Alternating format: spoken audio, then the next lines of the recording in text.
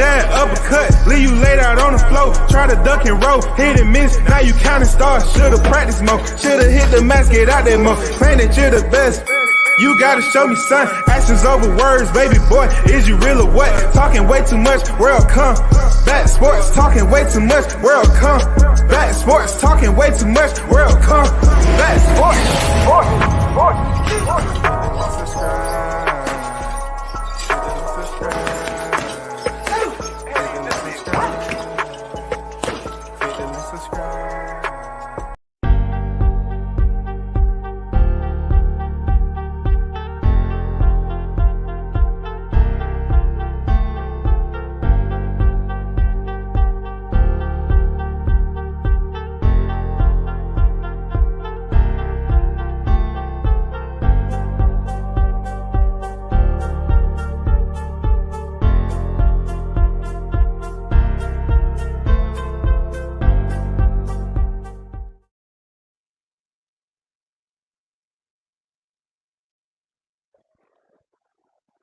First in the building. Carlos Rosado, we in here. Yes, you know it already. We are in the building. Salute to everybody's on deck. Haynes Legacy is in the building on deck. Man, it's Wednesday. It's the second one. You know what I'm saying? We back at it, rocking out. Got a real good topic. You know, we're going to talk about everything that's in the aftermath of this epic fight, this championship undisputed fight, but it has residuals. You know what I'm saying? And this is what this live is about, the residuals that I've been speaking about for a good little bit now. The residuals, man. Antonio Tarver, in his words, is a residual. They're words that I was vocal about, him being former multi-time world champion. He has been vocal about. And I believe, you know, certain people, they only paid attention. You know what I'm saying? It's bad. You got to continue to tell people that you're just not talking just to be talking, wasting oxygen. You know what I'm saying? They asked Bomac if Derrick should have stopped the fight. And Bomac said they should have never signed the contract. That is absolutely right. Absolutely right. I know exactly what you're talking about when he said, I eat knowledge. Big blunts and boxing in the building. Salute to you, Go. How you feeling? Appreciate you pulling up. Hit the like button one time for the OG. What's good with my brothers in the chat? This shit don't stop. You know, man, it can't stop. Well, they say can't stop, won't stop. Mass fishing and growing. Salute to you. Somebody goddamn put out an APB. I am seeing King Mitch nowhere around the proximity. Don't know where he at. Where you at, Mitch? Good Lord, where you at? D-Lo boxing. D-Lo 4-4 boxing. Salute to you. In the building. Tarver slow cooked Derrick like a brisket. He did, man. He said some really good stuff, in my opinion. Warren on deck. I see you in the building. WJ Luckett in the building. Salute WCS. Can't get enough of the great American fish fry aftermath. Can't get enough of it, man. You know what I'm saying? It's so much out there to talk about. And look, it can be opinionated, right? It's up to the people on what they believe. You don't have to look at it as facts. I don't go around here saying facts after everything. It's up to my listeners to receive whatever they receive it as. Me talking shit or me making sense. Shit and sense both start with an S. Totally two different interpretations, though. I'm not here to teach. I'm just telling you, shit and sense, they different. They different now. Real talk. Some people like both. Some people like both. You know what I'm saying? SB90 on deck. I see you. Crawford with the ultimate peace of mind. We in here, no doubt. No doubt. Way to come out and combat the BS narratives. Absolutely. We got to do that, man. We got to stay strong. You know what I'm saying? We don't march down the street in ranks. We march as an entire rank. You know what I'm saying? As an entire rank. Group formation. You know what I'm saying? Let them know. Yeah, you're going to hear what we got to say, period. We're going to hear what we got to say. Yeah, I the white. Hey, I really hope you're a man of your word. Real talk, homie. Because, you know, you bet a lot of people. You just can't recklessly bet people like that, especially when you bet $500 and you ain't paid up. And 1-8 hoop zone too. You know what I'm saying? Me and you had a bet. Don't come off on some rah-rah stuff and all that. I don't want to hear any of that, bro. You know we better the thou wow. We better the 1,000, man. You know what my IG is. My IG is World Combat Sports. You know how to get in contact with me. And from what I understand, you might have been at the fight, whatever the case. But I did leave that over in ETB's chat. You know what I'm saying? I did leave it up. You know we had a bet, bro. You know we had a bet. And it's the other one of y'all that had bets with me. And y'all are MIA. Y'all are UA. Unauthorized absence. AWOL. What's up with y'all niggas not paying, man? Not even honoring your freaking bets, man. Because if it was me, y'all be right over here in my chat talking about you owe me, you owe me, you owe me. They need to bring back the missing persons on milk carton because these aerosexuals been missing out on the APB. They are. I really don't care if they missing or not. Just as long as they listening. Because just because they not showing their face don't mean, you know, their ears ain't up to the speaker. You know, it's not like they can't tune in. They can tune in without being seen now. Let me let you listen to what Antonio Tarver said, right?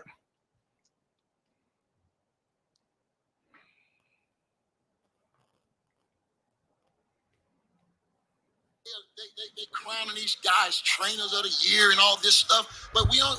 What are we? Come on, bro. This man wasn't prepared for no Terrence Bud Crawford tonight, and the trainer got to take some flack for that. It's his responsibility too to have his fighter ready. Man, he had nothing about no defense, no head movement, no feints. Didn't have his hands up, feet all everywhere, bruh. Where's the lessons? You know? And so I've been out here campaigning as a trainer, and I predicted the whole fight. Go look at Tarver's tape, bro. I know boxing, and they won't let me help these guys. Antonio Tarver, man, what he said, I absolutely agree with him in what I mentioned myself. Like you wouldn't believe what people say behind the scenes. You know, when I was actually telling them, like, there's no way Derrick James is going to outcoach Bomac. And these people just come and they try to come with the furious, you know what I'm saying, the furiosity. They try to come with the venom. You know what I'm saying? They try to turn it into something it's not. And they always try to go back to him receiving that award. I say boxing is ebbs and flows. It's according to what type of fight you have going on. What does that fight mean? Somebody might have looked at Crawford's holding one WBO title and who he was fighting as really nobody to praise. You know, he kept on knocking them out. They say, hey, well, he's supposed to do that. He's supposed to do that, right? But yet, you got Derrick James up there with 2 unified champions in this camp, and people looking at it like it's special. I get it. You know what I'm saying? I can tabulate, you know, someone's thoughts without actually walking up with a pen and pad. I get it. You know, from observation, it looked like that's what it's supposed to be. But I want to let you listen to something else. I'm gonna play my guy Shaw News. I'm gonna play his short. He put together a very sharp, straight to the point, what encompasses this whole deal right here. Just pay attention to the importance of Bomac waking Derrick James up. exposing him, letting him know not only is there levels to this, but he's reminding him that you never went up against me nor my staff. I don't think Derrick James really understood that this man was bringing an entire team, an army to the battlefield, bro. Derrick is the type of person that believes you're going to win a war with just him. When you see these wars popping off in real life in the military, right? That's why we have a military. We have a military unit. We have an entire military units, plural, that go out here. The generals are not going out there by themselves. Hey, everybody else stay out here. I'm going to go in this convoy by myself now. If I ain't done this, if I ain't back in 16 minutes, I want y'all all to rush that battlefield. And goddamn, you light that bitch up like you never liked anything else. No, that's not the way it goes, man. Listen to this, though. It was at this moment I knew Earl Spence was going to get beat up and his coach was incompetent. Ain't no more hiding. You can't hide no more, Derrick. Hide? We'll find out who the best Hey, man, listen. Only thing been I hiding respect is you Big for Mac. what you've done in the game. Cheetos. But you ain't never went up against me or my Listen, staff. that's the only thing been So hiding. you remember something. What? Tell me what I gotta remember. We've been here before. So you say You trying to get there. No. You All right? wait. I can tell you how it is to be undisputed. Wait. You can tell. You can't tell me. Listen, you the only. Sit back and watch this. Wait, is Jamel told on? Sit back and watch this. I promise you something. Hey, listen. I promise you something. Hey, man, listen, man. They gotta make a new weight for you. Super heavyweight. What the you talking about? We know All what we that did. you talking don't mean nothing. It don't mean nothing. I can bump my guns at you. You can bump your guns That's at right, me. but But at you the end of the day, bump. them two brothers got to get in the ring. That's right. All right, then. So shut the up. Yes, ma'am. Yes, ma'am.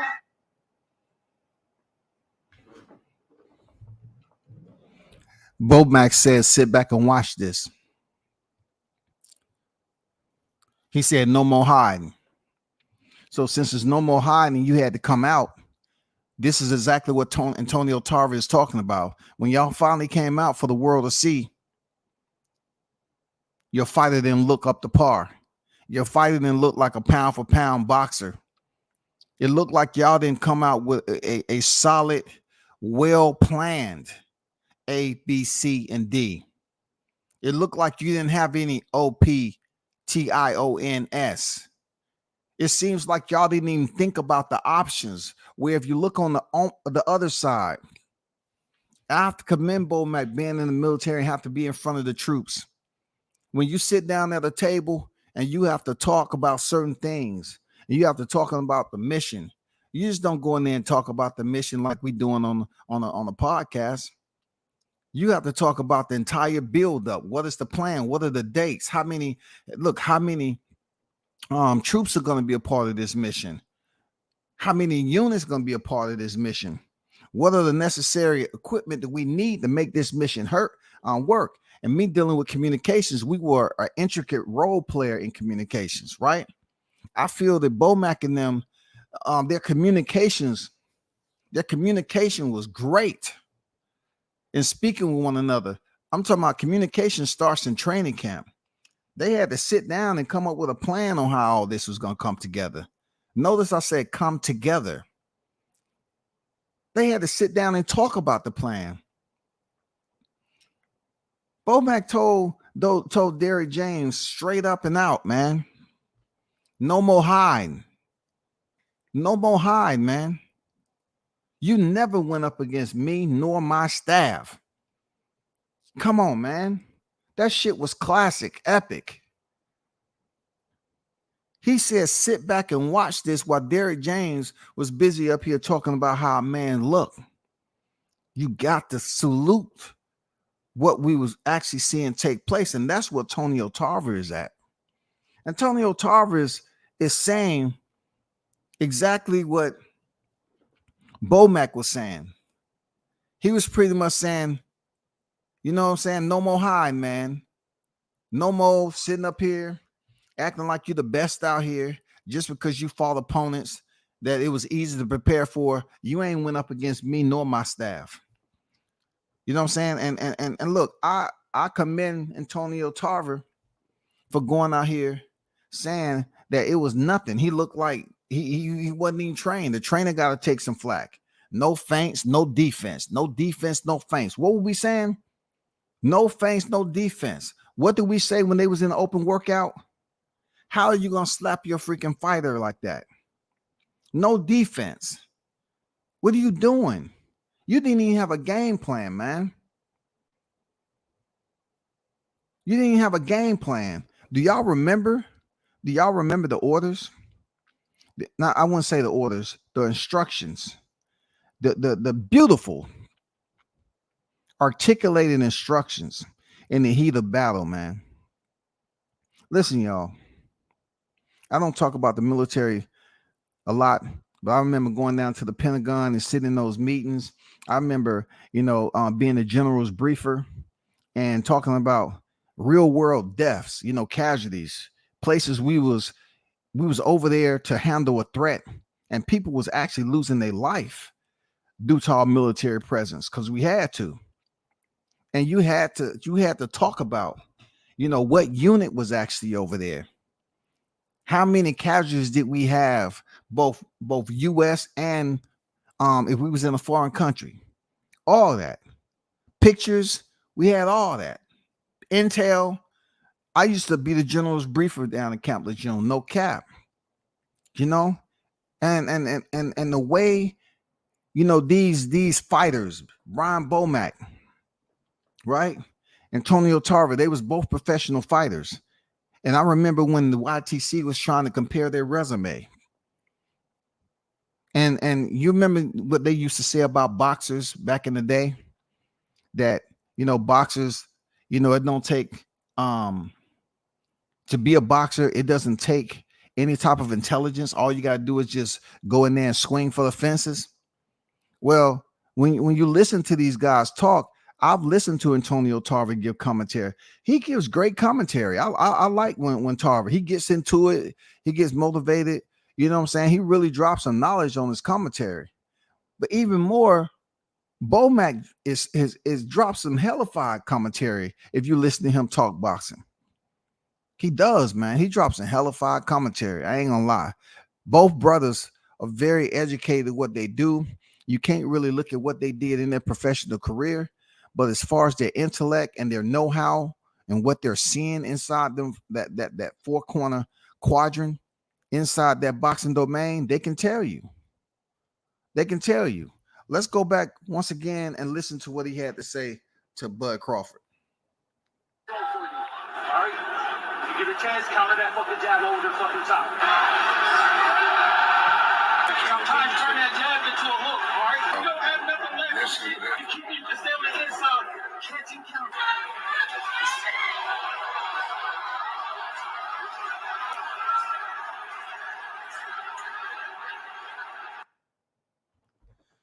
So pretty much when Bomack is giving these instructions to Crawford and Antonio Tarver is giving his assessment as to the instructions that Bud Crawford executed and what Antonio Tarver is saying, Errol Spence couldn't defend. He didn't know how to defend the instructions that Brian Bomack was given. Bomack was given instructions as just like he said, sit back and watch. He said, sit back and watch. So when he's there watching, while it's all playing out in real time, this where Antonio Tarver's critique come into play. That Errol Spence pretty much looked like he was untrained, like he wasn't prepared to be in there with a Bud Crawford. He's looking at that as a fighter and a world champion and saying, where's your defense at? Where's your feints? You don't have no freaking feints. Like you can't feint one time. You can't get this. You're not trying to collect any data. It's just like you're in there using the same technique. Just respond when you think you need to respond. You know what I'm saying? Like, where was the game plan at? The only fighter out of the two we know for sure they had a game plan was Terrence Bud Crawford. That's the only fighter in that ring that had a game plan.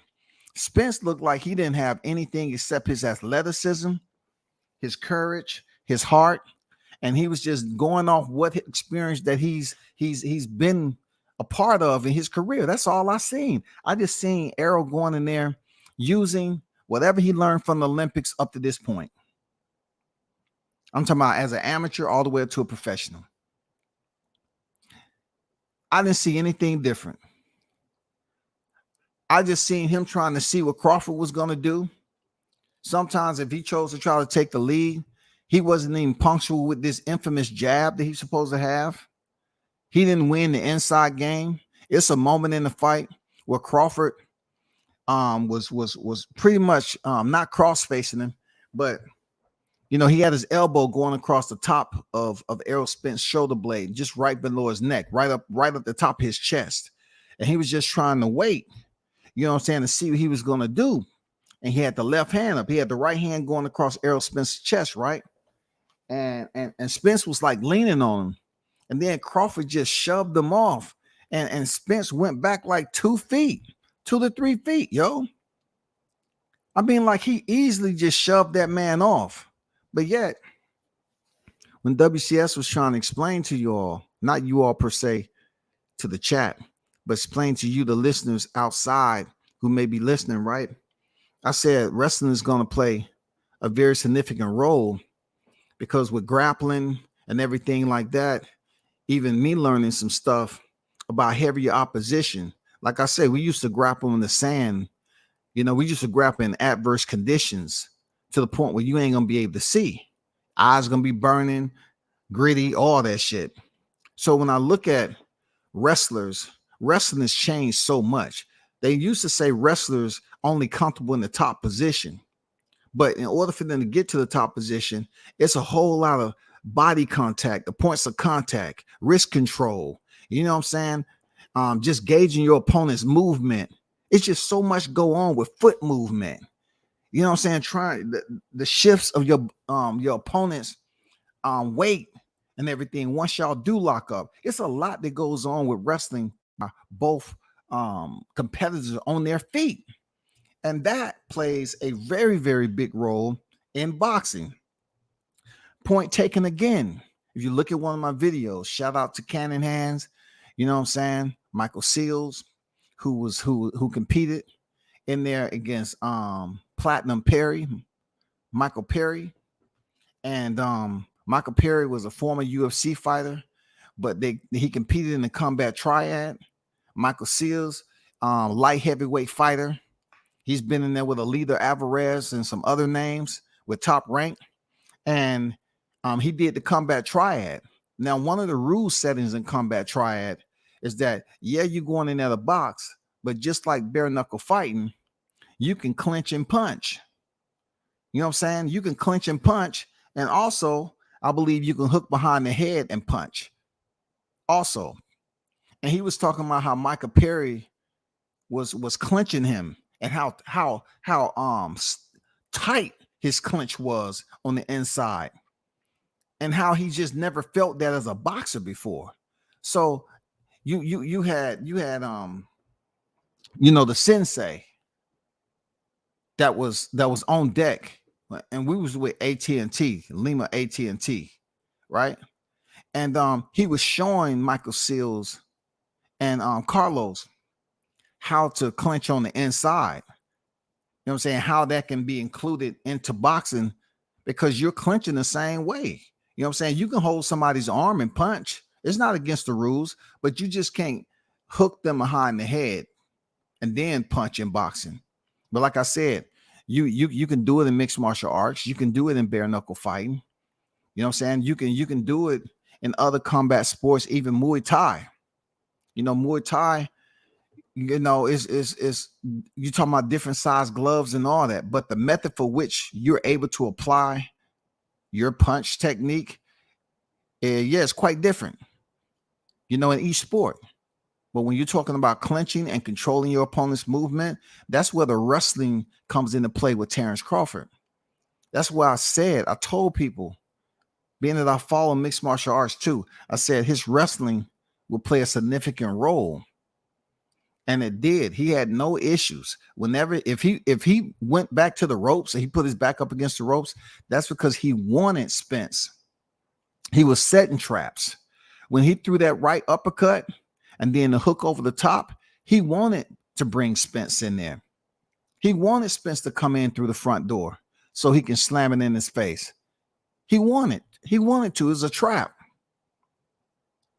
I know that's not anything dealing with clinching, but like I said, if he wanted his back up against the ropes, he being Bud, all he did was absolutely place himself in that position and allow Spence to believe, okay, he up against the ropes, and Spence come in trying to use that same technique and punching authority.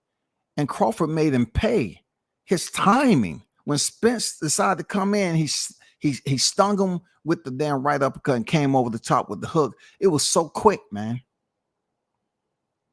So I agree with what Antonio Tarver is saying. Diddy James, man, Errol, you're not gonna look any better. I don't give a damn what Charlo had going on. You and Charlo are not the same fighter. I don't care how Charlo looked against freaking Tony Harrison. Terrence Crawford is not Tony Harrison per se.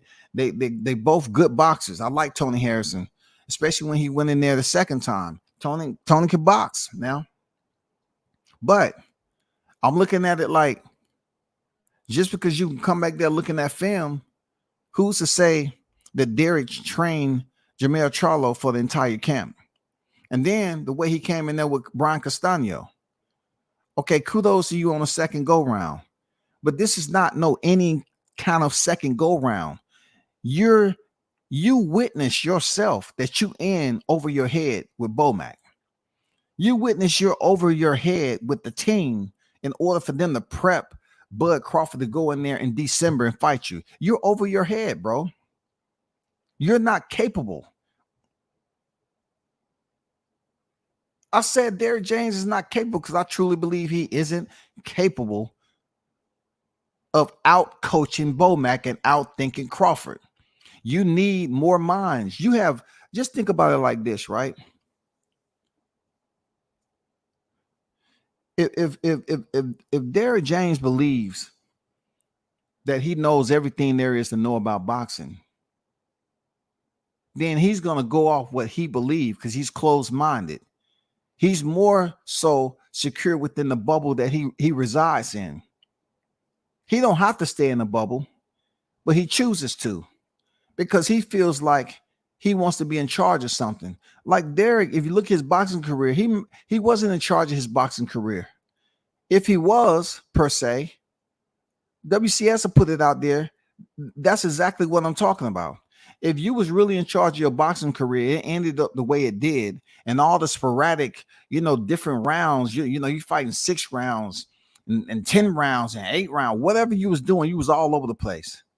Then right here, right now, what just happened to you this past weekend and what happened to you previously with Charlo losing his belt and everything else? It proves that you need help.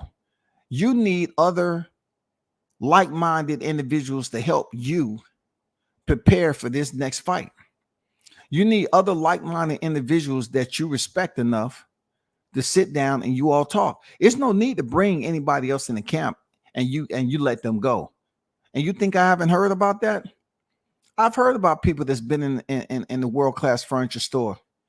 And they was putting on the pledge too good. That furniture was shining.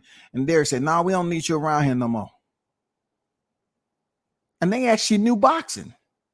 We don't need you around here no more. So I think it's more of an ego with him to be in control of everything that's going to sabotage Spence once again heading in there in December if this fight is going to happen. But what I understand and the way it's looking, it seems like this fight is going to happen. But what I would say to Spence, whether he likes it or not, right? I'm gonna tell you, just like Rocky's own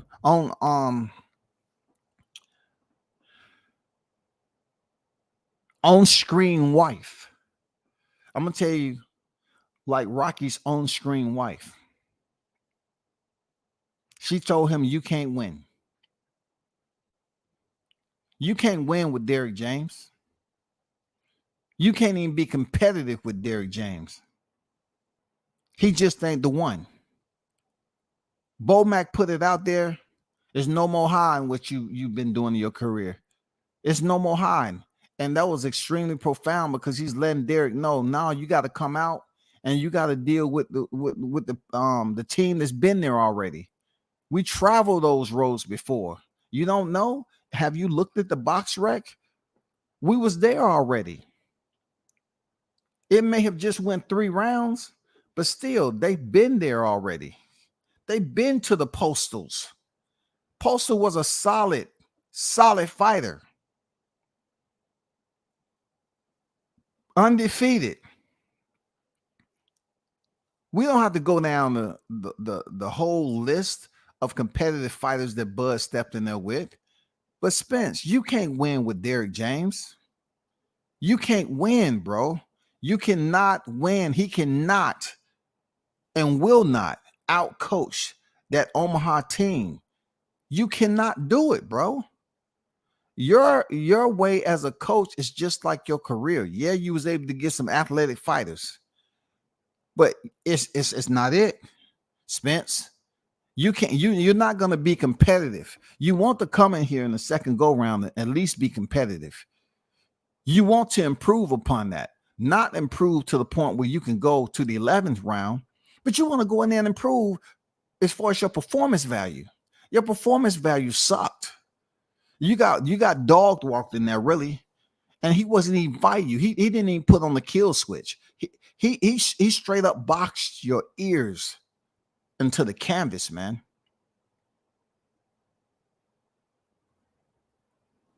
That in itself requires you to really go in there and reset. Are you willing to reset, man? You need to reset. You don't have long left in your career. Why not try something different? You see Anthony Joshua over in your backyard. Why? Because he wasn't afraid to leave trainers. That don't mean he's leaving trainers for the better good. He has to be able to listen to people. You know what I'm saying? But he's willing to make changes. Ryan Garcia, willing to make changes. You know what I'm saying? You have all these fighters that's willing to make changes, but you're looking at it like they used to say about brothers. You know what I'm saying? When I grew up down here in the South, they saying, black people was afraid to step outside the parameters of their hood, so to speak, back in the day. Your community. Back in the day, it wasn't a community, so to speak. They call where you resided at the hood. So things may not have been going well in there. It might have been some areas or some activity that was either considered dangerous or criminal. You know what I'm saying? Might have been violence or some criminal activity, right? But they said, oh man, blacks so stupid, they'll just continue to stay within their own environment because they feel comfortable around their own people. I know there's some people going to be up here and say, well, it's better to stay with the brothers, it's better to stay with the blacks. It's not always healthy to stay around your own kind, especially if you don't see the growth in it. If you're not willing to understand what you need on the back end of your career, 33 years old, for growth, you're going to be, when you go in there with Crawford, you're going to be damn near 34 years old, bro. And Crawford will be 36. Do you think there's going to be such a dramatic change with 5 months from what we just witnessed? 5 freaking months. 5 months you had to prepare. Less than your fight with Kell Brook after he got beat up. I understand, Spence, that you felt like God was knocking on your door, but you playing. Yeah, you playing. You should really look at what's going on with you right now and understand who is really knocking on your door. Because I'm gonna go out on a limb, bro. You had the wrong one. You had the wrong one. Because you was talking about it was God knocking on your door, but you still going out. But now look at it. You know how they say it works in mysterious ways? I'm not putting that on you, bro. But I just know y'all didn't give that man Kell Brook an extension when he came down from Gennady Golovkin and getting his ass beat. And you hear these other cats out here talking about, oh, it wasn't that bad because his corner stopped it. But yet he goes down here in 8 months, 17 days, and he gets stopped by Spence, who bragged about breaking his eye. But you wanted to hold that man to the short window. You didn't want to give him no more recovery time. Now, coming full circle in 2023, homie, you look at yourself, you got less time than Kell Brook had. And look how you looked coming up out this fight. Look how many rumor mills they're coming up here and putting together. They're making all these bullet points on what could potentially be wrong with you. You got less month than Kell Brook to fight an even more dangerous fighter than you were to Kell Brook. You have less time, Spence. You got 5 months, bro. You got less time than Kell Brook had to step in, come down 2 weight classes to fight you. Now, the positive aspect of it all, you going up 1 division. But you have less time to prepare. There's no need to think that the recovery period is not going to be a factor. We don't know how much damage Crawford inflicted in there internally because it's impossible for us to know how you're feeling. We're not running any tests. We have the same credentials as Dr. 805. I can get up here and give you a breakdown on what I think I seen in there too.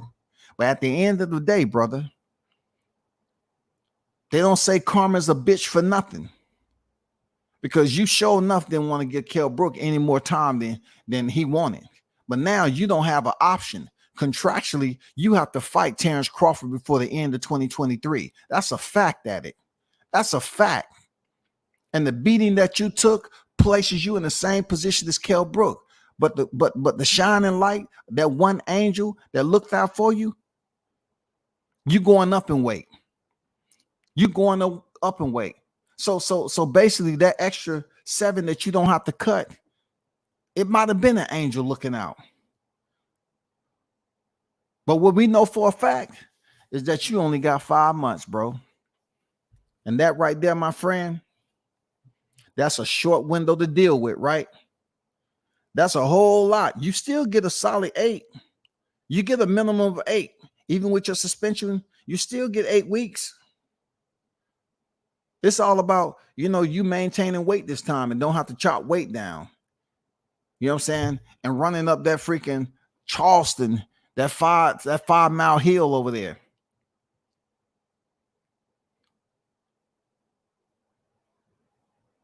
Antonio Tarver was absolutely right, man. You know what I'm saying? The trainer has to take his culpability. The trainer has to be held liable.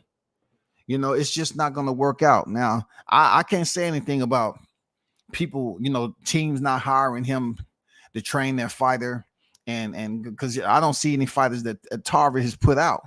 But I did agree with what he was saying the seconds out about his assessment of how Spence looked inside the square. I did respect that. You know what I'm saying? I did respect what he noticed about Spence and how unprepared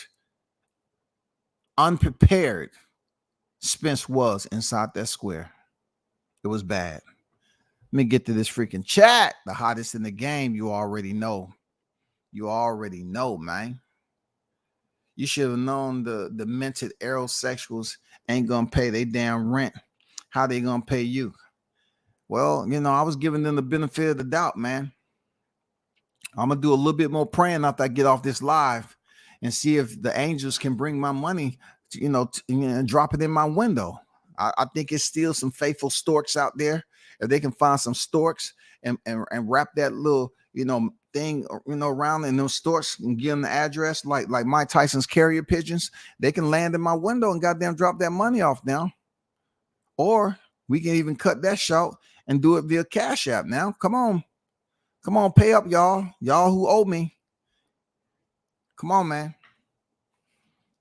IB, I know we had a bet too, IB. Come on, man.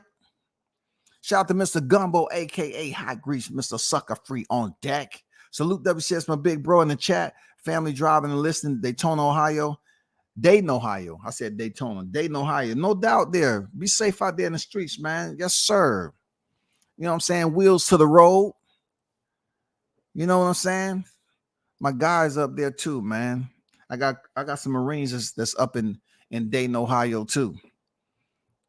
But shout out to Gumbo on deck. Bomac ended Derrick existence with "We been here before." Man, you ain't lying, right? He say we been here before, man. He say you haven't had to go up against myself nor my staff, dog. He said myself nor my staff. What kind of military intelligent Pentagon sit down at the head of the table is that? You have not went up against me nor my military. And I warn you, once we're done with you, you would. Oh my God. Come on, man. Come on, man. Come on. NYT, what's good? Yeah, man. Y'all be sure to hit the like button, man. Y'all be a little bit selfish on my like button. You know what I'm saying? We only got 33 likes in here. I don't know why. You know what I'm saying? I'm not gonna beg y'all. You know, I just feel like begging y'all for likes is that you really don't like me. Or there's more haters in the building that I know of. You know what I'm saying? So hey, it can be either or. Shout out to Shaw News, the Sauce Experience, aka Showtime Shaw. There's a video out on Fight Hype with Spence family wanting to fight Crawford family in the casino after the fight. They should have had that energy for Derrick James. He let Spence get fired. He should. Well, I seen that video, and it was actually Spence's sister or something like that. Spence family trying to fight somebody from Crawford's team, of course. And some other big dude came over there trying to run through the crowd and think these dudes, man, they got to be careful about running up on certain people, just think it's that easy because you that big. Like, come on, man. Like, come on. And Beezy was over there too. I mean, the same dude he was out there in the casino with ahead of time talking about, 500, that's my kid's lunch money. It's the same dude that was heckling him or whatever after the fight. I don't know if they bet. But they was arguing with each other again. And this was days later. Man. That's why I knew that PBC shit was gonna be ghetto. Real talk. Like the press conference wasn't ghetto because we was in, excuse me, I was in Beverly Hills. Okay. Yes, I'll take a glass of white wine, please. Sure, Mr. White. Anything else? Do you have military discount? Mr. White, you understand you are in Beverly Hills, okay? The rooms here run from 1900 on up, okay? The discount you're getting is just the mere fact that we're letting you in here as a black, a boxing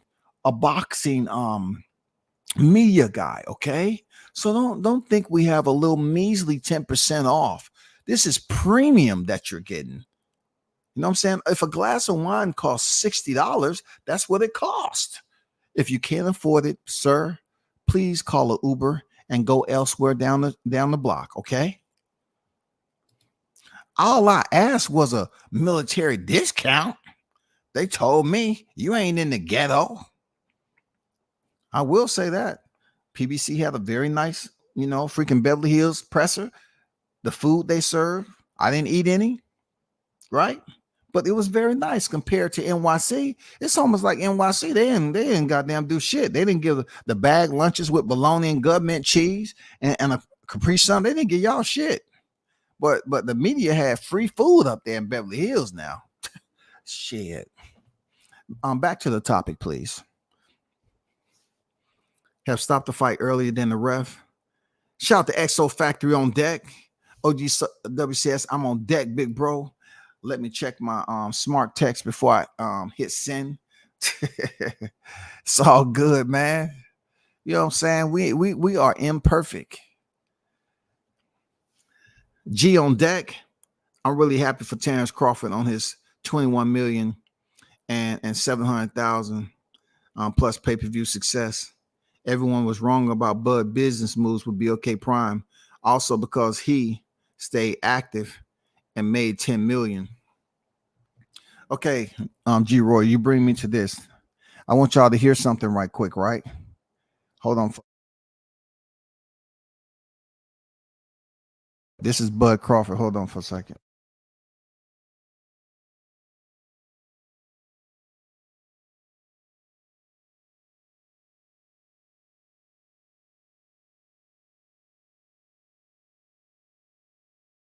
Y'all listen to this right quick, okay?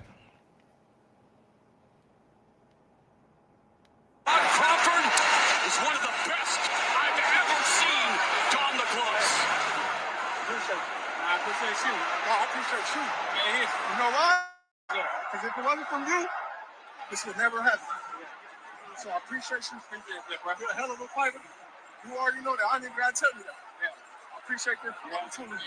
I appreciate it. Man, it's always love. Oh yeah. Always coach you. See, that's Crawford being a gentleman once again, even though Spence didn't give him no credit for his resume. Spence said he ain't fought nobody. You know, he was making light of Crawford's, opponents that he's faced at the welterweight division. You know what I'm saying? He did let people run with the narrative that Crawford got up and made it extremely difficult and went over there to BLK Prime, like Rory was saying. You know what I'm saying? They try to put all this residue, like make it all grimy and dusty. You know what I'm saying?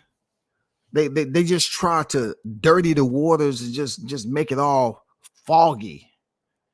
They just try to make it all foggy for any type of relevance Crawford had to be on the same stage as Spence. You know what I'm saying? They just didn't want to give them equal equity in this fight. Because the narrative they was trying to push it that, all these aerosexuals, oh, well, Bud's negotiating bad faith.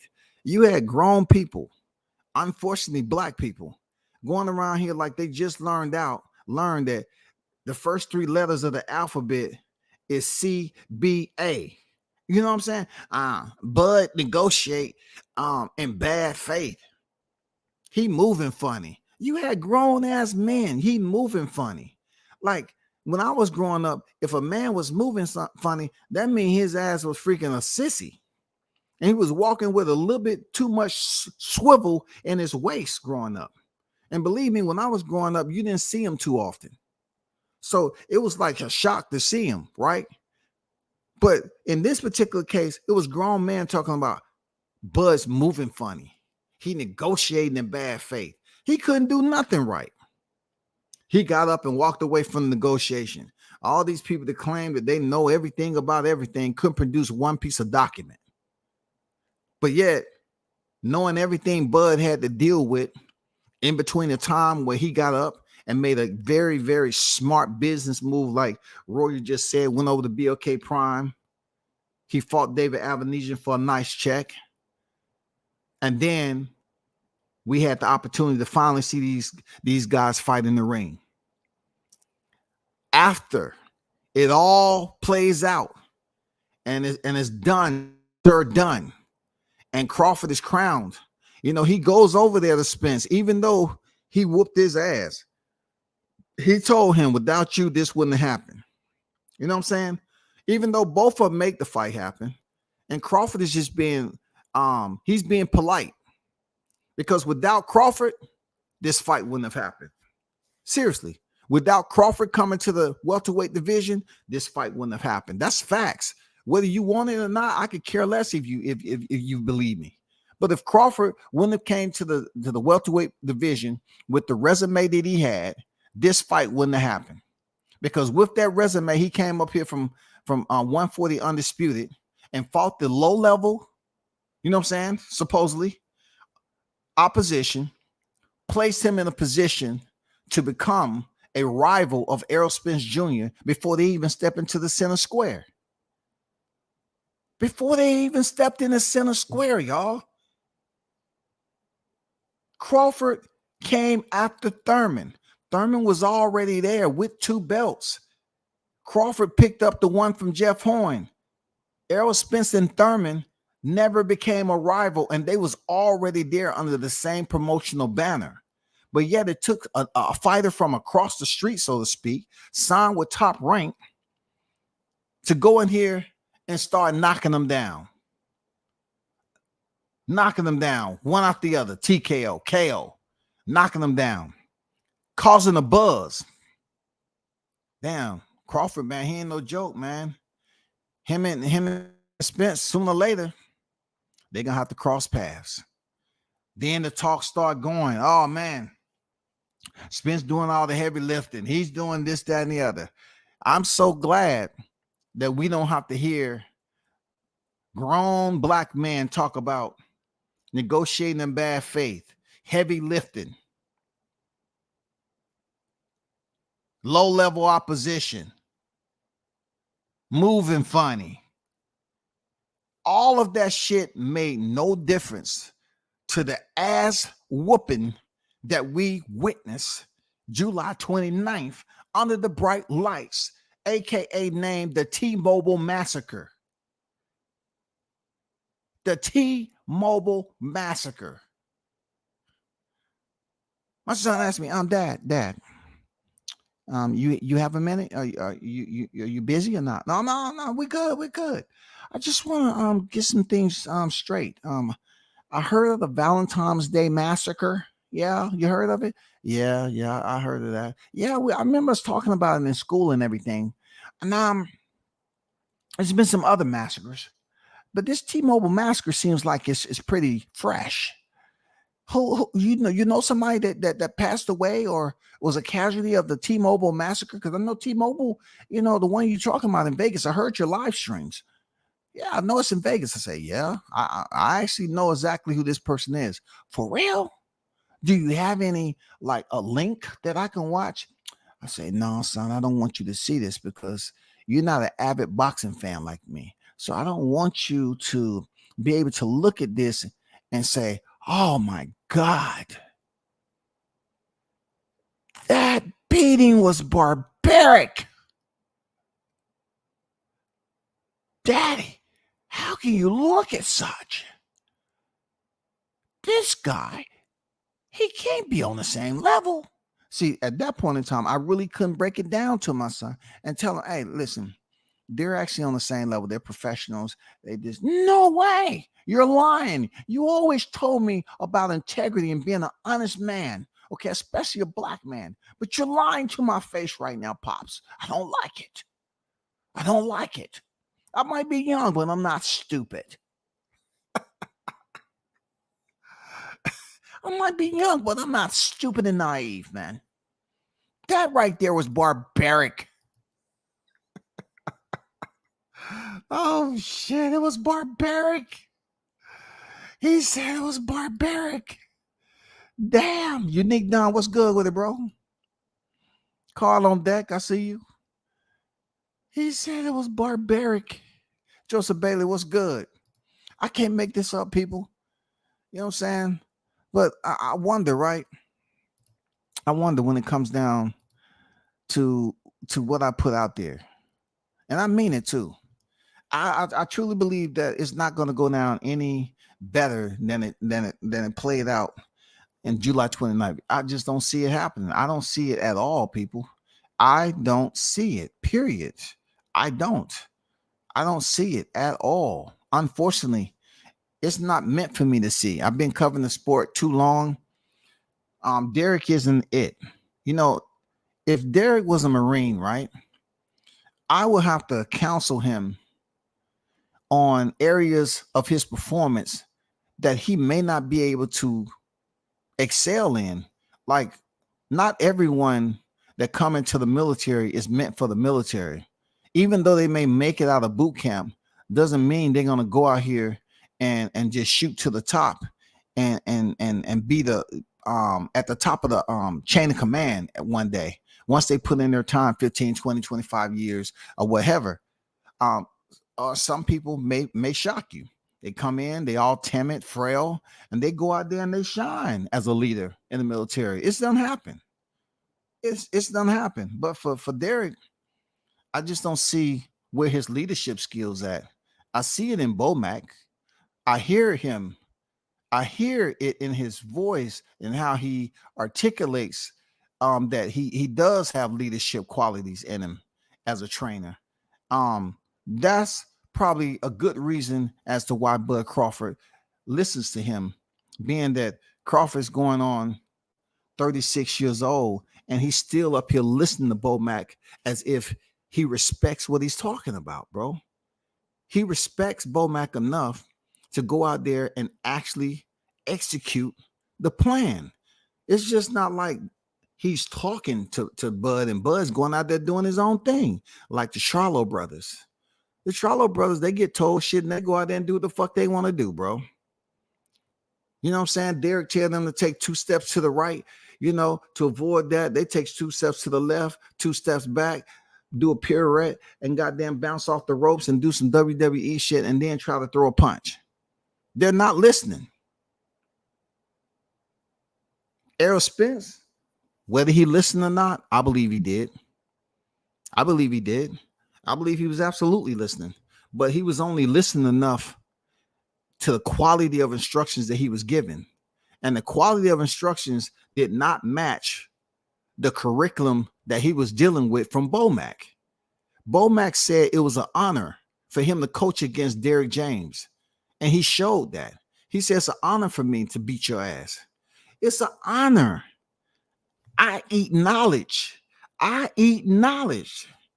It's an honor for me to go out there and spank you in front of all these people, because they're going to know that we are the truth. We've been the truth for quite some time, and we the truth now.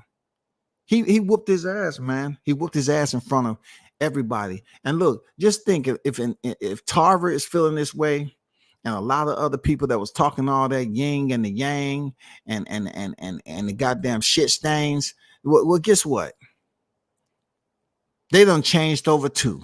They're going to slowly slide their way out the chats they've been hibernating in, right? And they're going to slowly show up to chats that's been rocking out with Bud Crawford in preparation to this December fight. And I bet you anything. I bet you anything. I bet you anything. To me, he was looking like Street Fighter. Man, he was looking untrained, unprepared. I mean, I can go on and on with that prefix. It was a lot of going on. Undoing, you know what I'm saying? Underperforming, undetermined. It was just so much that you can look at with Team Spence to just make you shake your head, make you turn to the person that's to your left and right and have sidebar conversations while the fight is going on. Because this is the fight you paid money for, but yet you talking to the person say, are we witnessing what we think? Why does he look that bad? And they having sidebar conversations like they're not missing anything in there, even though they're still keeping an eye on the fight. They saying, man, I'm like, no, I wasn't expecting this. This is lopsided. I was expecting an epic, you know what I'm saying? How they were saying, Leonard Hagler. You know what I'm saying? Oh, this is gonna be Leonard Hagler. Leonard Hearns. I said, why Leonard Hearns though? Leonard Hagler. This wasn't Leonard Hagler, bro. This wasn't Leonard Hagler. It wasn't. Shout out to True Media Today, USA Boxing, Coach Malachi, man. What it do, Coach? Man, great show today. Again, great show, man. Great show. Y'all definitely make sure y'all subscribe to Shaw News and Sauce Experience, aka Showtime Shaw. You know what I'm saying? True Media Today, USA Boxing. Subscribe. The XO Factory. These content creators is out here, man. You know what I'm saying? Make sure y'all check them out. Of course, make sure you sub to me and check me out and listen if you choose to. You know what I'm saying? I don't want to force you into anything that don't hold your attention long enough. You feel me? NO on deck. Good evening, family. Salute to you, brother. Stickin' Boys Fishing and Sport in the building. Salute WCS. A smart teacher keeps a smarter staff. Yes, sir. It's better to have, you know what I'm saying, more like-minded minds. It's better to have a different set of eyes on things. You know what I'm saying? A different set of eyes. More eyes is better, especially in a contact sport that requires you to potentially make changes, like a occupation that's not going to be just one way. Like when you go into a corporate office, you may have the same route you take and you go into your office, sit down, go up there to the lobby, make some coffee, get settled in, and then you really get jumping and get warmed up into work. With boxing, no. You're not coming to sit down nowhere. You're coming in there to get to work quickly. If you don't, you might be laying out sunbathing under the lights. So this is different. So it's good to have different sets, multiple eyes on it. I'm not talking about you have more than one eye. No, those two eyes are connected to the same brain. Let's get that straight. We're talking about different set of eyes that's attached and connected to a different psychological headquarters. So their way of seeing the combat and the way shit plays out is different than the way you see it, and so forth. But then again, you don't need a second set of eyes to always nod their head. You know what I'm saying? You don't want them. I haven't even asked you nothing, dude. I'm just saying, yeah. No, you're fired. You, go ahead. I'll send your check. Go ahead. Now, you don't need no yes men around here. If you see something that's not going to work out, I need for you to kind of put it out there between us so we can talk it out and see if it's really something that we need to take out. I mean, something to implement to improve. Yeah. You know what I'm saying? How many different set of eyes would give you feedback on film study? Because Esau used to be sparring partner with, used to be a fighter too, sparring partner with Terrence Crawford, and then end up being his trainer and stuff like that. Man, come on, bro. It's a team for a reason. It's a team for a reason, bro. That's why he got beat up the way he did, because he was moving foul and wicked. Hey man, them angels was looking different. The angel, hey Shaw News, you better not laugh at it, but I'm serious, man. Like, it might have been the different type of angel on his right shoulder. He might not knew that was an angel that had the horns coming out of his head, because he might not been able to use his peripheral. It might. I'm just saying, bro.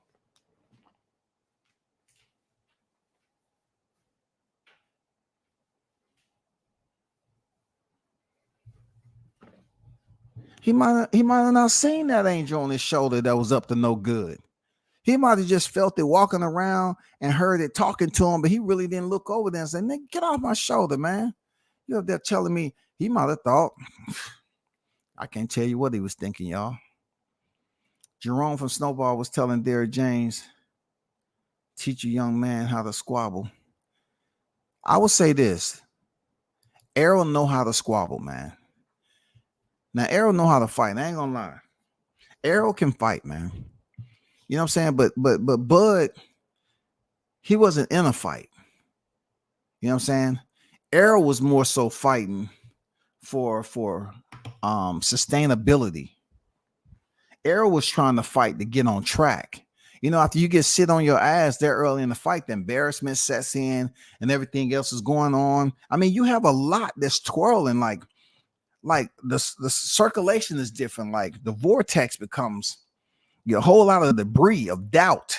You feel me? Like he got a lot of debris of doubt that was just churning and churning, man, like a tornado in his head. He got sat down. He got sat down for the first time like that, bro. No other fighter's been able to sat him down like that. I'm talking about over.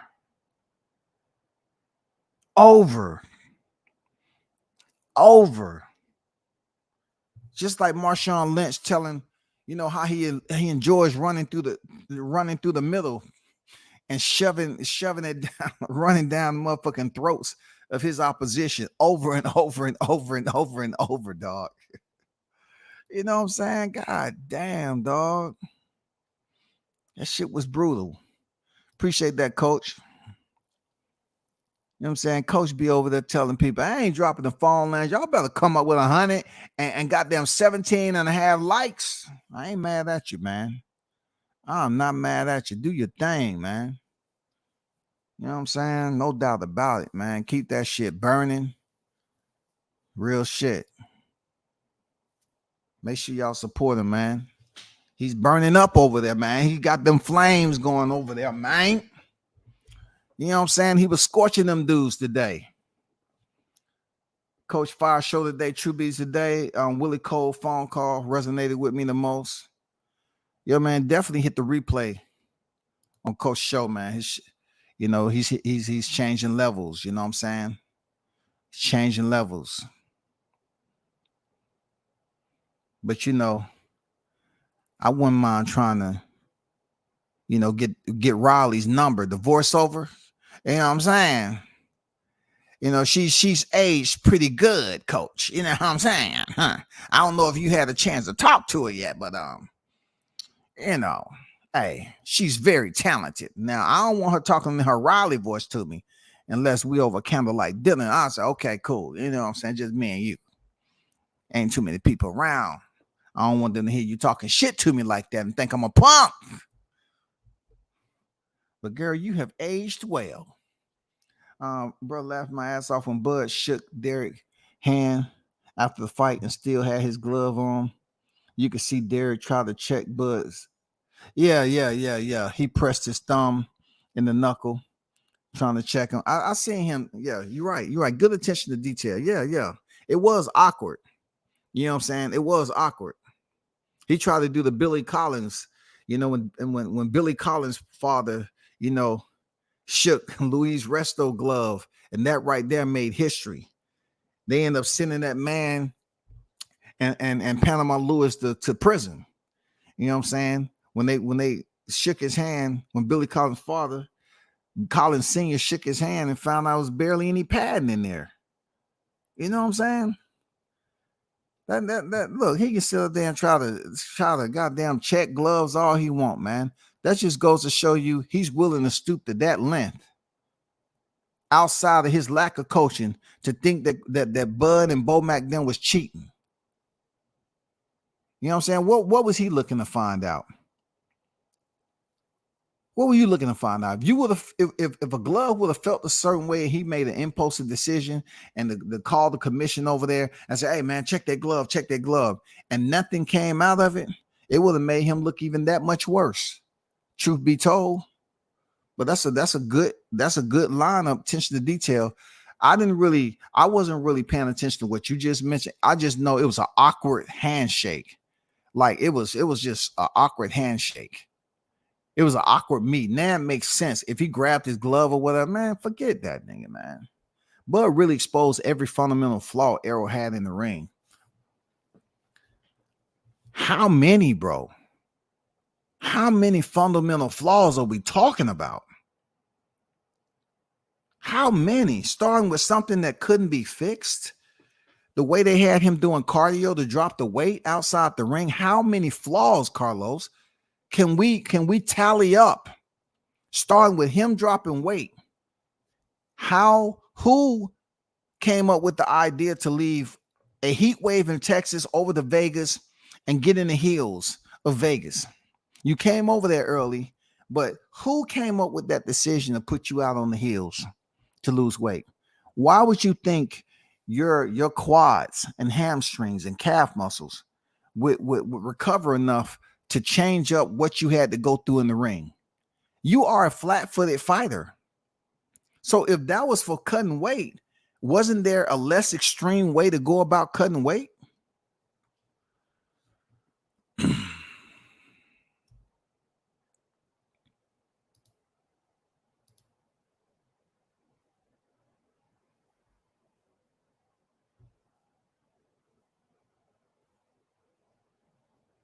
Okay, for sure. Shout out to Willie Cole, man. But it was a Willie Cole over here. I could have sworn it was a Willie Cole over here the other day. Okay. I'm about to check that out. You know what I'm saying? That's what's up. I'm not mad at choosing Floyd, but I believe Floyd and Errol would clash as far as changing Errol habits, trying to make him a slick fighter at this point of his career. I would go with somebody like Floyd Mayweather. Anything that I have trust in. We're talking about two people who sparred before. There's a common trust. I don't know how much he trusts him, being that, he said that Terrence Crawford would be the winner. I don't know, because truth be told, I'm being honest. Errol seems like he's touchy, he's sensitive in a lot of ways. Only until he's saying, okay, I get out of pocket. I've been doing that my whole life. But yet he was steadily up here pouting and whining about little small shit. So I don't know if he's willing to go over there with somebody like Floyd and learn some of Floyd's technique. Because truth be told, how great Floyd was in his career, you don't see a lot of fighters that are on the pound for pound list or any close to being, sustaining champions under his banner. That's just unbelievable. There has to be something else, but this is not even about Floyd. But I get what you're saying. I get what you was telling him, no doubt. Okay, definitely. I'll have to check that out. Real talk. Man, Stickum, I was like, bro, this phone call is exactly what I'm thinking. Great call. I wasn't even thinking about the outside the ring issues. I was just talking about the boxing part, but I totally agree. Yeah, I mean, I just look at, the whole situation with the requirements that was demanded of him, right? That he's been through before. I don't like keep on saying that I put all this out there already. I told you that once he have to leave Texas and go to Vegas, he wasn't going to cut weight like that. Nobody's going to convince me that he wasn't getting that Texas tea. He was on the Texas tea with a side of Texas toast. That man was super shredded. Look, man, come on, bro. Anybody who dealt with any type of fitness in their life know how the body is supposed to shut down. Why was it so difficult for him to get that shredded outside of Texas? Why was it so hard? Why was it? Because it's a heat wave? You're talking about having a fight in July and then last year having a fight in April. I mean, yeah, you got some months in between, but come on, bro. Like real talk, come on, man. He's been through this before. They up there running hills and everything, and this man have little time to recover. Well, he has several days to recover. It depends on how they recovering. And then when we seen the big fish in the tub and Derrick up there splashing water, I said that's some asshole shit again. DJ doing some asshole type shit again.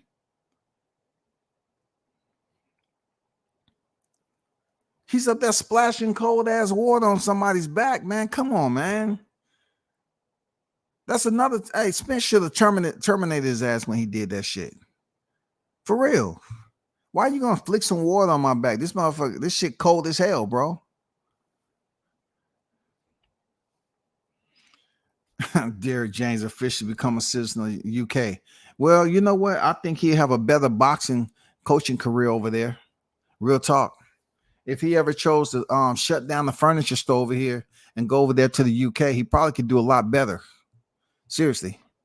Probably he can do a lot better based off what he's been able to accomplish over here under the veil of night. You know what I'm saying? I mean, he might have a better career over there in the UK because they, the British fighter fighting each other. A lot of them fighters just fight over there. It might work out for him over there. He might be able to get away with some shit. Just look how far Joshua was able to go over there until he came over here to the U.S. and got slaughtered. You know what I'm saying? By a last minute replacement. Yeah, for sure. For sure. Shout out to Andrew Charles on deck, man. WCS salute. Bud's the athlete of the year in my book. Yeah, man. You have to give him his kudos, his flowers, everything, man. He did his damn thing in there. You know what I'm saying? As a grown man, I don't want another grown man splashing any water on me. I agree, bro. I just thought it was some asshole type ish. Real talk. I just thought it was an asshole type ish. Seriously. But in light of what we know, I definitely want to try to hear what people think about, whatever they got to say about the performance, but more so moving forward to the end of the year, this next rematch. 5 months. We're talking about August, September, October, November, December. That's a little less than 5 months. A little less than 5 months. And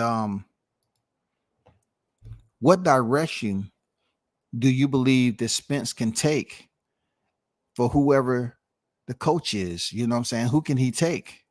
What route can he take? Who can he select to teach him? We know Florida's out there, right? We know Florida's is there, but truth be told, I'm not even gonna hold you. I don't think Errol Spence wanna leave Texas where he at, to spend time out here. Like, Team Crawford said they came out here for a pre-camp at the UFC center, and then they left, went back, and then they came out here for doing the training camp itself. So they was exhausted, like they was exhausting all measures, and they was maximizing the time that they had for fight camp, and it showed in the ring. They was just too dominant, bro. They was too dominant. Seriously, they was just too dominant. And you can't say it enough. Salute to Team Crawford for doing an amazing job in preparation for that epic fight. You know what I'm saying? Epic in the sense that it was for two-time for Terrence Crawford, but undisputed for both. It was epic. It was historic. It's going down already in the boxing annals, and it's a great it's a great memory that we've seen play out for years. Just think about it. They say 5 years. You take that 5 years and you spin it all the way up. You spin the reel all the way up to the current. To have that play out the way it did, a lot of people probably thinking like, was it worth it for us to be talking about? Yeah, because that's one of the best ways in a generation, like that guy said, once in a generation. That's one of the best ways to have two fighters come together and do the numbers that they did, and to have the build up the way they did, because they didn't have common opponents. They didn't spar each other. You know what I'm saying? They didn't spar each other at all. What's going on with it, Carlos? Appreciate you pulling up, man.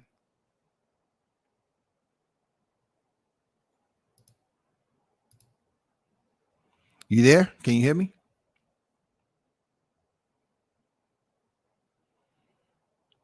Carlos, can you hear me?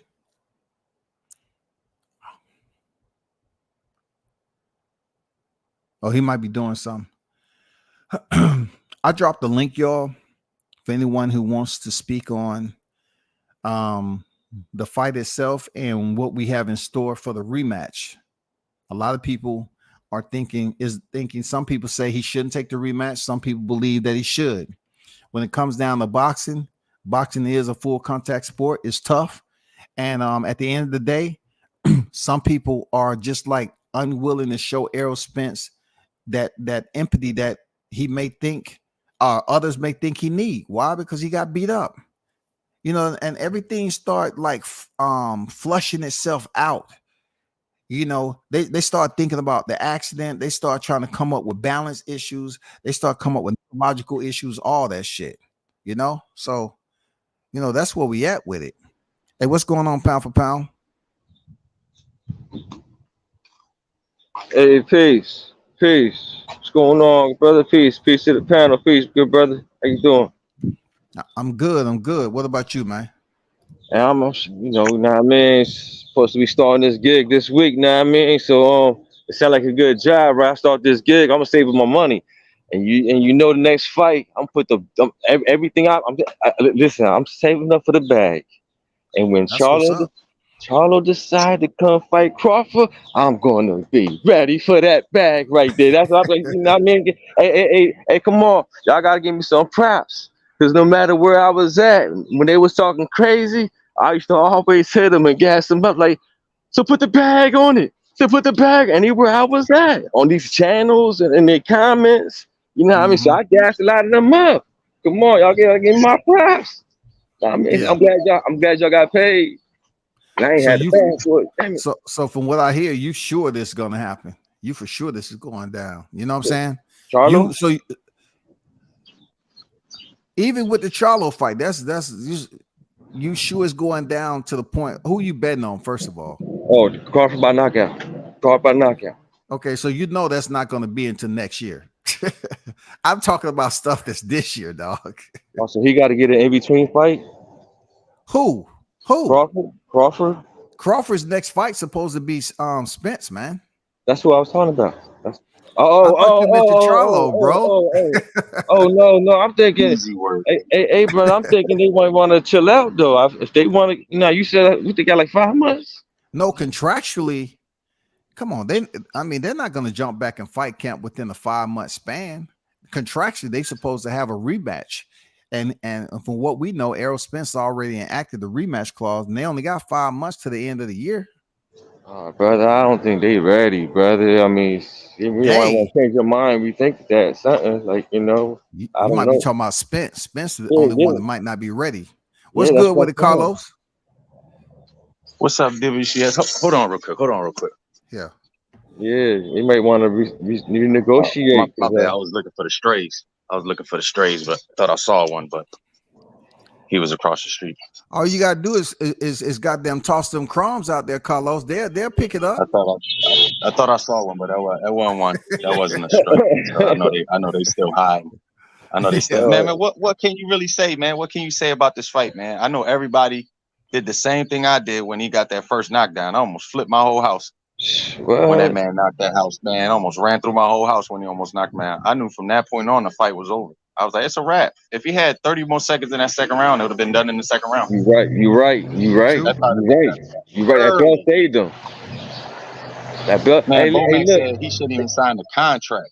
Hey, That what right they there, had? that ended. That was epic, right? Yeah, What yeah. Bowman said they messed up when they signed the contract. They shouldn't even sign the contract, dog.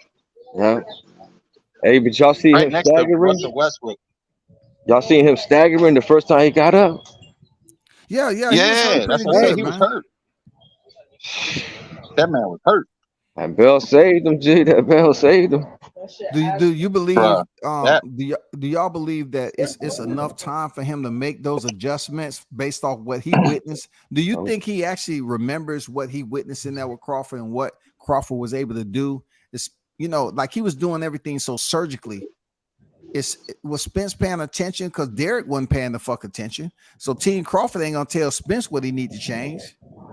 So the only way he can look at film, he not if he's still with Derrick. I mean, he could make some slight adjustments, but nothing that's going to really affect him versus Crawford. He might give Crawford a much better fight, but Crawford is still beat him easy, in my opinion. But there's nothing really much he can do. I mean, if he's still with Derrick, I mean, like I said, at this point in his age, at this point in his career, he can make some slight changes to improve a little bit, but it ain't going to help him against Crawford, in my opinion. well, hey, it's up to them to figure it out, man. I thought it was a very solid fight that Crawford ended up finally being moved. Like Bomac put out a video. He put out a tweet, I think. He said for 8 years he ain't never been number one on the Ring magazine. Now they finally number one. Had to pay them dues, G. Had to pay them dues. I don't know if it was about paying the dues, but That's it a is hard what it time, is, though. man. It's a hard time. 8 years. To wait 8 years just for that right there. Give him my props. At least, you know what I mean? At least, you talking about paying dues when Anui was up there on the pound for pound list. Crawford's been up there the longest, but Anui was up there prior to even coming undisputed. You feel me? Right. Yeah, you're right. So, they got their agenda. Crawford wasn't even in front of him. Go ahead. The crazy thing about Bud is that even with his legacy and how great he is, his career still took a bump because people were so afraid to fight him, especially at 147. Yeah, he pretty much swept through the 147 pound. Yep. Yeah, he could have got things done quicker at 147 if they ain't all run.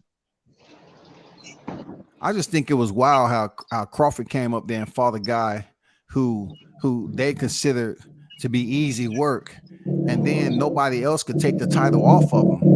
So Crawford wasn't that good. You know what I'm saying? Somebody out of the 6 defenses that he had prior to this past Saturday, they should have been able to take the damn title off of him, but they couldn't. PBC got the best matchmakers. You ain't lying, right? Yeah, you know what they is. You know what I mean? They kept them on safe streets. Right. That's basically all that is. PBC is basically a umbrella under Floyd. They just basically following a lot of Floyd's career pattern, in my opinion. Towards the end, when he was really getting the money, he was like, I'm just gonna choose who I'm gonna choose, which he earned it at the end of my career, and that's what they follow basically. A lot of these guys don't have a love for the sport. They don't care about legacy. They care about the bling bling, and they care about hanging with celebrities and doing everything else other than being in the gym until it's 2 months before the fight. And they think that their talent is going to carry them, and it's not until they run into that dude that says, okay, now it's time for you to really fight. Let's see where you at with it. Facts. That's what we was trying to tell Spence. Out regardless of what these aerosexuals was talking about, and you was about to go in here, and now you got to really fight. When are you going to get locked in? You know what I'm saying? When he said that shit on his girl podcast, he knew he can go in there at 40% or 30% or whatever and still, dog walk Danny Garcia and Ugas and them. You had to know that Bud was going to be different. Hey, WCS, to piggyback off what you said, it's a crazy contrast between how Errol can look so good against a certain opponent and with the same style and look so bad against someone else. Like, it's such a crazy contrast. Like, it's amazing what Bud exposed of Errol Spence in that ring. It's amazing. Yeah. He did, man. He looked at crazy.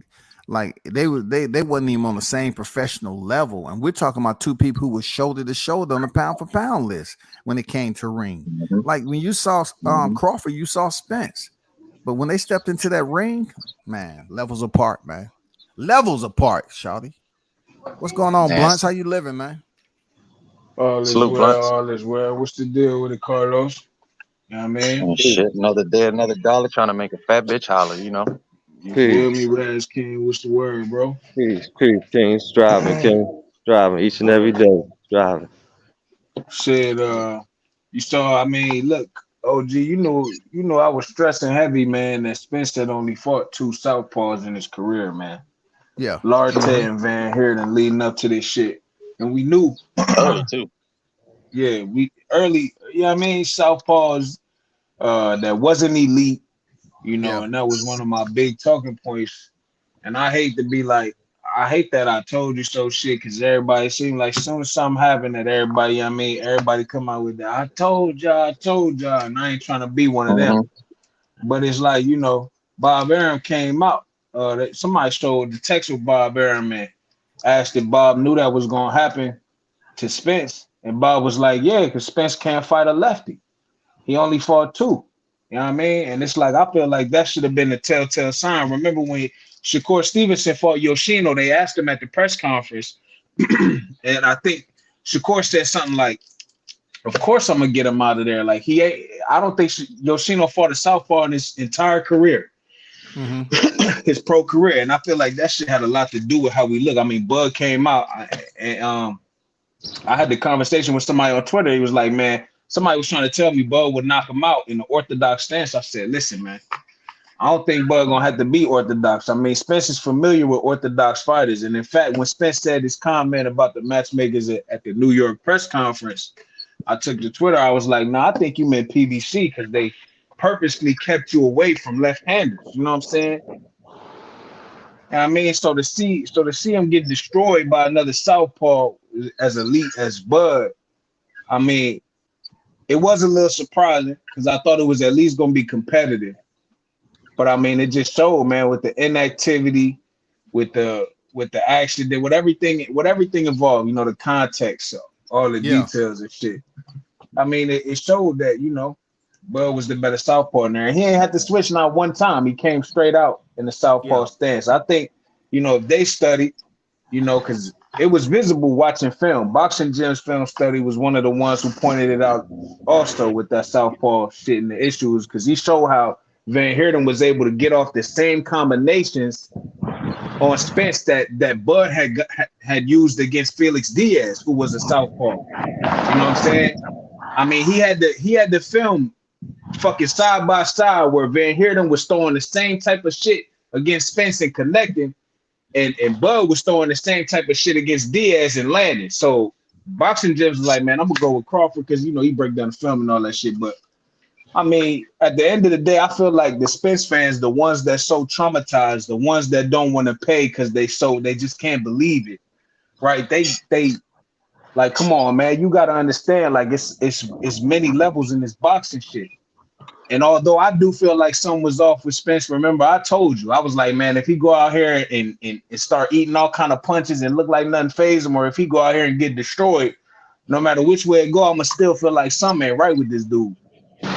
But I mean, once the fight started playing out and it started happening, all that shit went out the window. I forgot anything was even wrong with this nigga. I was just like, yo, he's getting decimated, and that's kind of what we should have expected. You know what I mean? The Spence fans should be able to internalize that and comprehend that based off of what they've been able to look at for the past years. You know what I mean?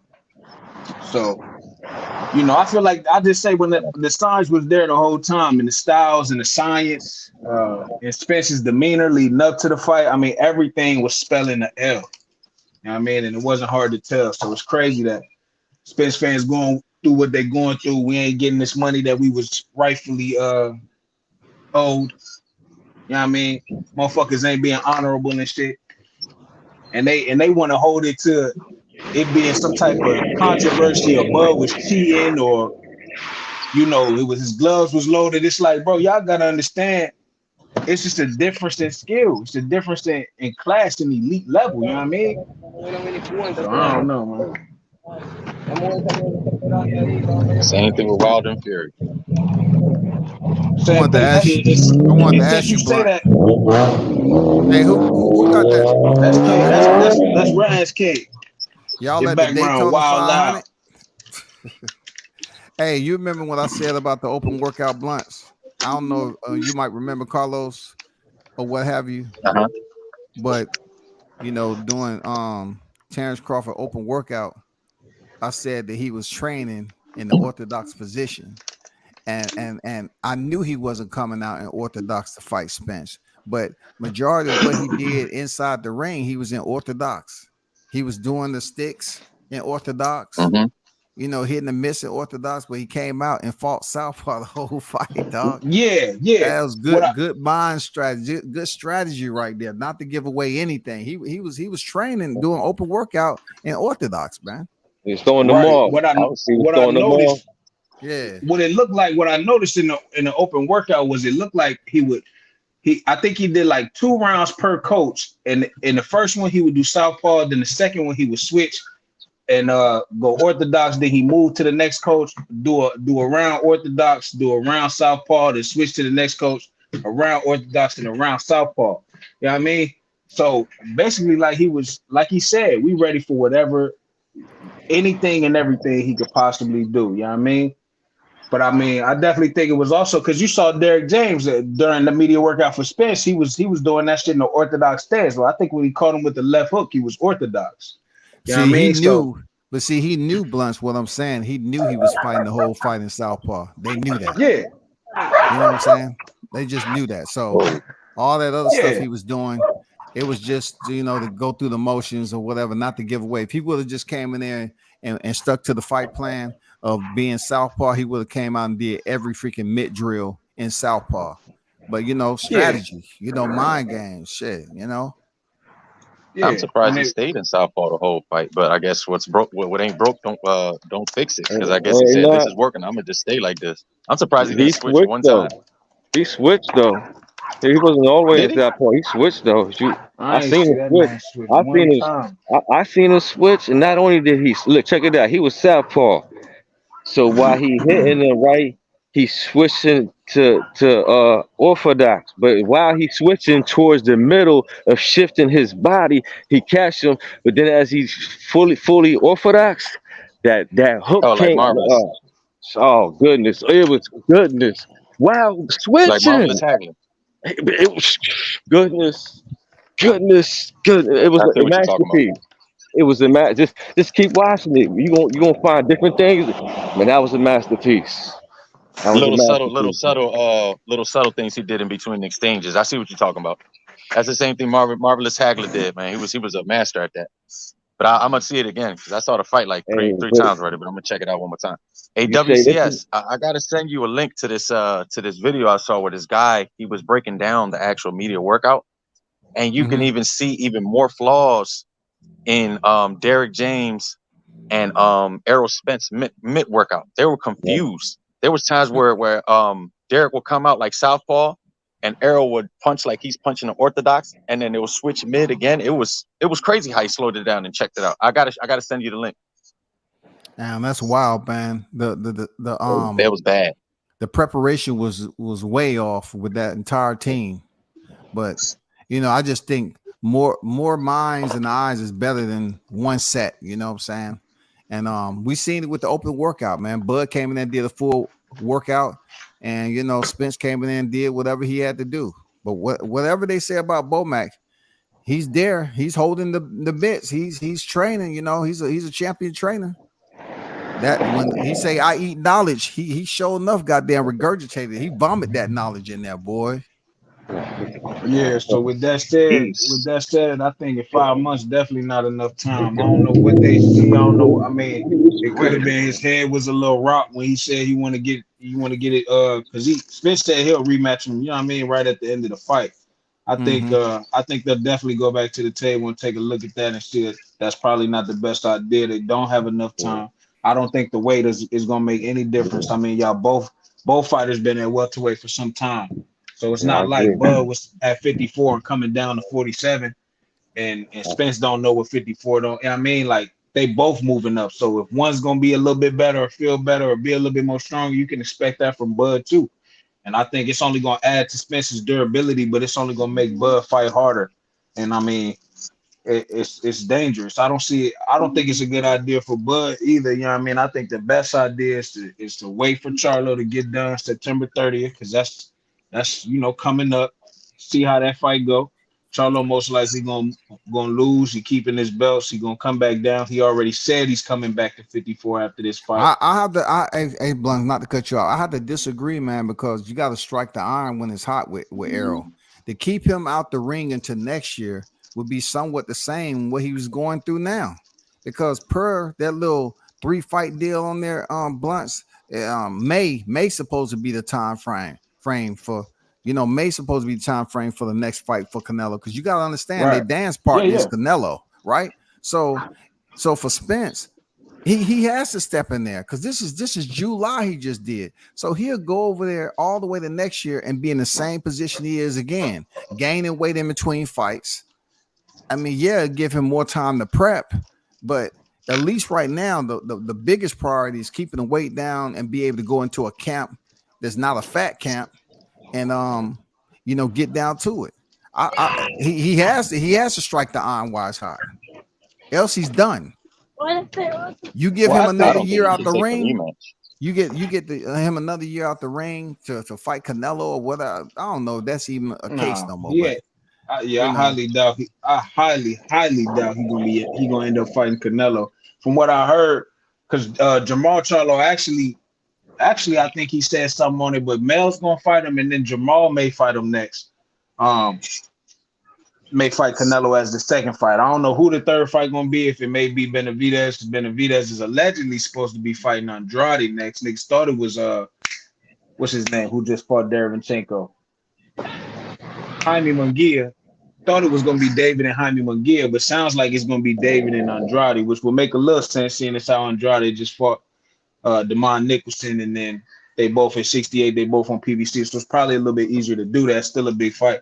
But I don't see Spence fighting Canelo. I see Spence taking a break. We know Spence likes to enjoy the holidays with his family. He probably gonna eat, do what he do. Hopefully not blow up too much in weight. But I see him coming back and bro, he fighting don't have a Tszyu. choice. He got to get I this see, paycheck, dog. look, he like he said, he gonna go to 54. He gonna try to do what he do. He gonna try to capture him a belt. It's gonna be strap season at 54, like he said. But I'm saying he gonna I'm talking take about this. against Crawford, bro. He don't have a choice, man. This is the biggest fight. Ain't nobody else the biggest fight for Errol Spence unless it's Canelo. And we're not talking about that because he got Jamel Charlo, but this is the easiest fight for him to make some more money off Crawford. Right, Even but though we he talking go in there about and take 2 losses to the same person, I think it'll still benefit him more than going up to 54 trying to look for a strap. I think he'll Listen. We retire got to after that. think about his. We got to think about his health though. Like Virgil Hunter said, a rematch. Look, Virgil Hunter basically did the interview saying, "Don't go fucking with no rematch." You got But to think dude, about that's your just health one long term. person though. That's just one But look, coach I'm though. not. Hold on, OG. But I'm not thinking about what the big fight, the next big fight for Spence, because I'm thinking about the next big fight for Bud. And when we thinking about that, we could wait see what happened with Canelo and Mel. Then Mel he already know Mel coming back down. He already told Mel he's next.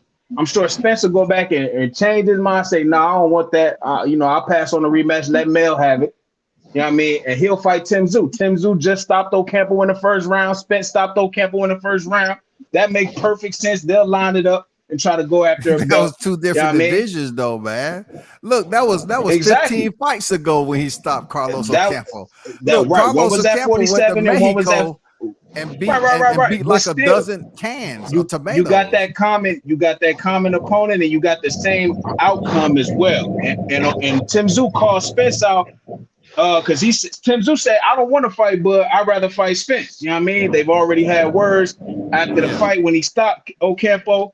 He said, "Spence, I think I did it a little bit faster." You know what I mean? So tell your boy to come on. So with Tim Tszyu doing the interview saying he don't want to fight Bud, he'd rather fight Spence. Spence saying he'll come up. I'm saying that I promise you that's probably going to be in the future. Either way, I don't see Spence's career at 54 being anything long. I think Jesus Ramos at 154 would stop Spence easily. Jesus Ramos was in camp with Terrence Crawford for many weeks. So I mean, I forgot who that guy was. He knocked out. Who's that guy? He just knocked out somebody. Jesus Ramos beat Joey Spencer recently, but he also beat Brian Mendoza before by decision. You know what I'm saying? So Brian Mendoza just knocked out Fundora. I was hoping to see Jesus Ramos and Mendoza run it back, but apparently Fundora and Mendoza about to run it back in a couple months, probably But in October. let me ask you this: the guy Spence was sparring in New York. Well, yeah, I think it was in New York, right? He's with the 154 guy. The Dennis, how you say his name? The 154 guy. He's fighting 154 now. You said you said Jose Benavidez. You talking about Danny Garcia, Jose Benavidez? No, Terrence Crawford was sparring a We 154 talking about pounder. Adames. Adames is 60 Yeah, Oh, pounder. yeah, Carlos Adonis. Yeah, he's 60, bro. yeah. Something like that. Yeah. That's supposed to been Yeah, Mar he sparred. Charlo's He next sparred when he was opponent. like at 135. Bud Spence got sparred to when he was see like one of them. 135, and Yeah. Spence got to see yeah, they one of sparred those a few guys, years all right? ago. Well, I think we kind of jump in the hoop on this rematch because this has the attention of everybody, off the momentum of July 29th. So people can say what they want, but they definitely want to give Spence another chance to go in there and see how he look in a rematch. And Spence is gonna take this fight because it's gonna be his most money. Crawford wants that fight. Crawford wouldn't mind going in there getting another easy paycheck himself. Yeah, What if Crawford already feels like Charlo's the easy paycheck though, and I don't feel like Spencer be too pressed for money coming off of having made a lot of money already. But Charlo isn't a favorite. Charlo isn't available. Rather, he's not available. We all he know will that be after September. Charlo and Canelo is a bigger fight than Charlo and Crawford. Yeah, they're gonna do Charlo way Canelo more. is a bigger fight than Charlo Crawford. And then you We have to know, think about them fighting in September, then coming off that fight, recovering or whatever. And then they're not gonna fight near the end of the year like that in 2 months. They're not gonna fight to 24. Right. So look, and we already saw. I'm pretty sure I've seen the article saying Bud don't expect to be in the ring the rest of the year. So I see what Spence is saying and all that, but they already said Crawford don't expect to see him back until 2024. I mean, if I find it, I guarantee you, I'll send you the link. So Spence that's what I'm saying. Spence just talking, trying to give hope to the fans immediately after the fight. But I'm pretty sure how shit go when they take that little time. Go back, look at everything and say, nah, it's probably not. It's nothing I'm gonna be able to do. A lot of people are already. I get what you said coming up the tail end of this fight, but a lot of people are already saying a rematch for what? You know what I'm saying? Yeah, What are we we what's all gonna saying I happen? don't that think after Earl that looks beat. at it that way. I definitely agree I with It's don't you. gonna think be a Earl big looks at it skill. that way. It's a huge gap in I skill. You agree know what I'm with you, saying? Brian, This ain't what you're about saying, no but size. This ain't gain 7 pounds and everything will be better. You know what I mean? Like, no, nobody ain't saying gain 7 pounds. We talking about the momentum. We talking about Spence staying out the ring on the hiatus and building up all that weight again, just being distracted, getting up out of, getting away from his mojo, what little mojo he have. He need to be using that to keep the momentum for him being motivated to step back in here to try to be competitive in the rematch. I get what you're saying though, but per the contract, why put the contract out there, some bogus ass information if they are not gonna abide by? Why they just put out information that Errol Spence petition to enact his rematch clause against Terrence Crawford if they're not gonna meet the year deadline? The deadline is this year. Yeah. So the contract don't mean nothing. Raz, I don't think Errol looks at it that way. I think he, like he says, I think the bag is his motivation. So I think once he looks at the amount of money he's gonna see on that check, everything else goes out the window. That's what I'm talking about. I personally don't think he should take the rematch. I think he should go to 154, and get a tune-up fight or somebody that'll get him acclimated to that weight, and then fight Tim Tszyu or somebody after that. I don't think he personally should, but I understand why he would take it, and I don't blame him if he takes it, because boxing is a crazy sport. You need to get paid. They need to put out a rebuttal. Then they need to put out a follow-up to what they just released, saying that Errol Spence said he wanted to enact his rematch clause, which is supposed to be they had to fight this year. So how is that the case? You know what I'm saying? They're gonna take it all the way to 2024. That's not a good look. Nor is it. I don't think it's gonna happen. I think it was publicity talk. It was just talk to people. You know what I mean? Yeah, I agree. Locked in, but Spence not gonna rematch this man. Spence not gonna rematch that. That'll be good for him coming off that fight. You know what I'm saying? XO, what's good with it? Hey, what's good with you, big bro? I definitely see where y'all. I mean, Salute. like I can see where you coming from. I can see where Carlos coming from. OG, Big Blunts. What I will say is, like, why we all saying, you know what I'm saying, he should not take this rematch. I mean, like, just for personal reasons, he shouldn't take this rematch. But at the same time, this nigga might look at that goddamn bag and he might just, you know what I'm saying. Now he might have doctors or whoever telling him, hey man, you get in this ring, you know what I'm saying, with that guy, or you take, you know what I'm saying, shots like that, what you took in this last fight, that's gonna, you can really gonna be fucked up for a while. So he might go back and say, okay, you know what I'm saying, it ain't gonna be a good idea. But if you're looking at the money wise, because I know definitely Crawford would do it again, because that's a way for him to get acclimated to the weight of 154, and then that way he fights Spence and then Charlo next. You know what I'm saying? He fights Spence. He acclimated to the 154. You know what I'm saying? He got his fight at 154. See, he feels good. Now he go into that fight with Charlo. I mean, it makes sense for him. But for Spence, we saying for personal reasons, the ass whooping he took, bro, and all them shots he took, them jabs to the head, bro, that shit right there, bro, it can't be good for you. If I was Spence and Crawford's the only fight to make, I would make it and I'll retire.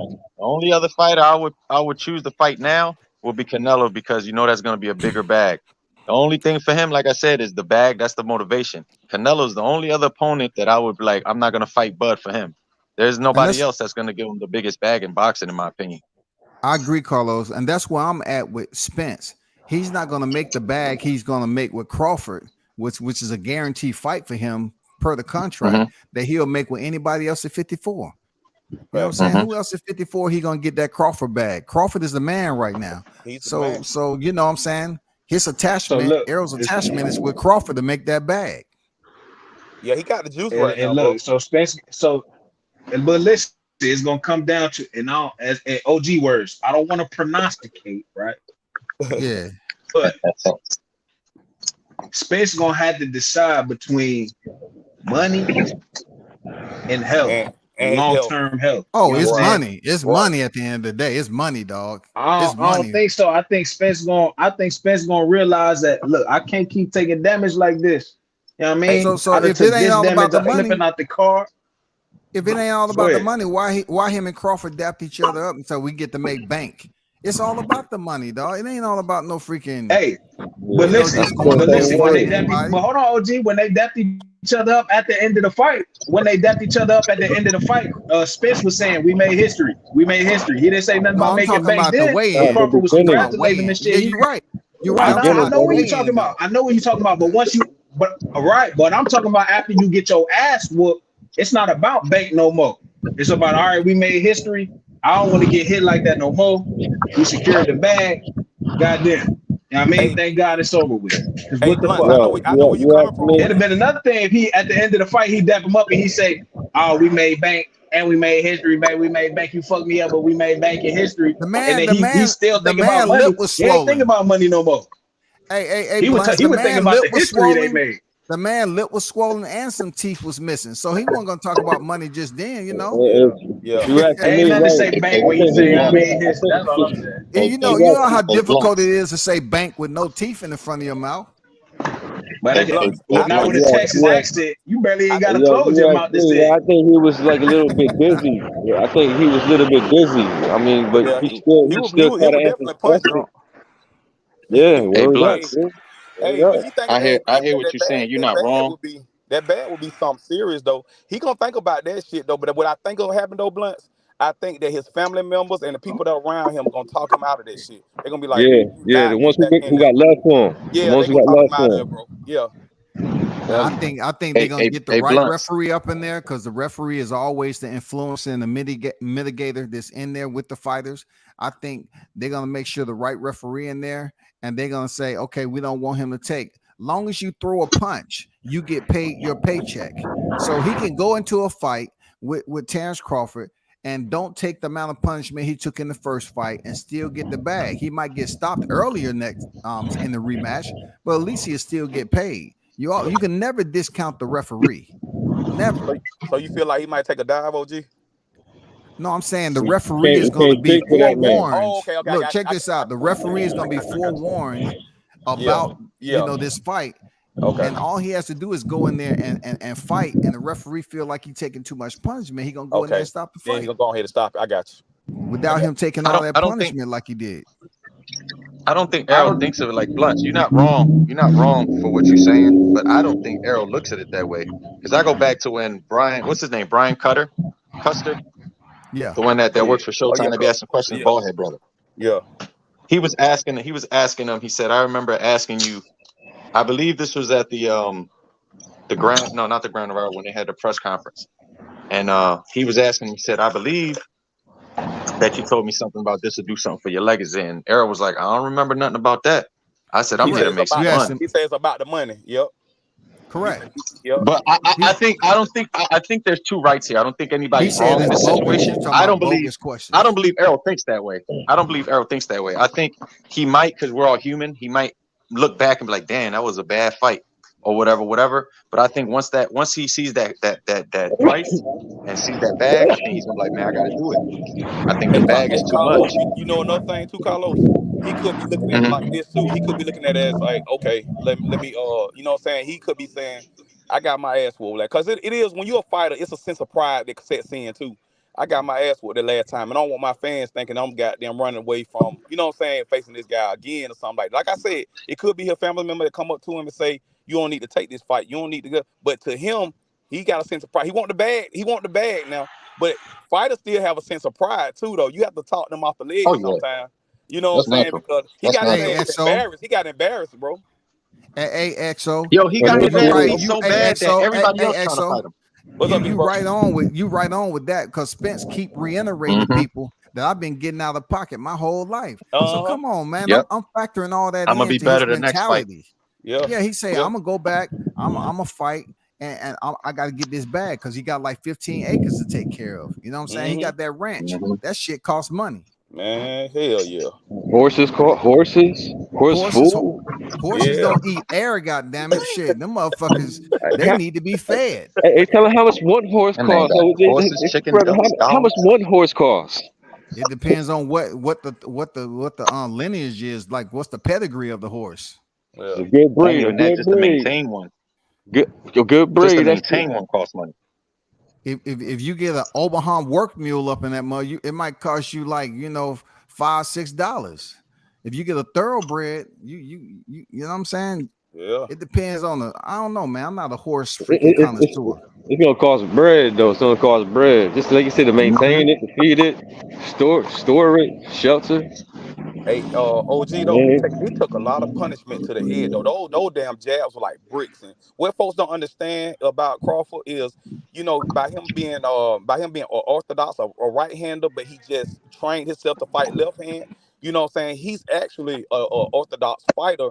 That's why his jab was so punishing and strong, like bricks and shit. To Spence, that shit was hitting. He was timing Spence, and that shit was hitting, snapping Spence head back and shit. That shit was hurting. Nobody was hitting Spence like Bud was, and they try to talk about Spence wasn't himself and all that stuff. No, he was getting hit by them goddamn hard ass jabs. He ain't fought no, you know what I'm saying? Spence ain't fought many southpaws in his career, bro.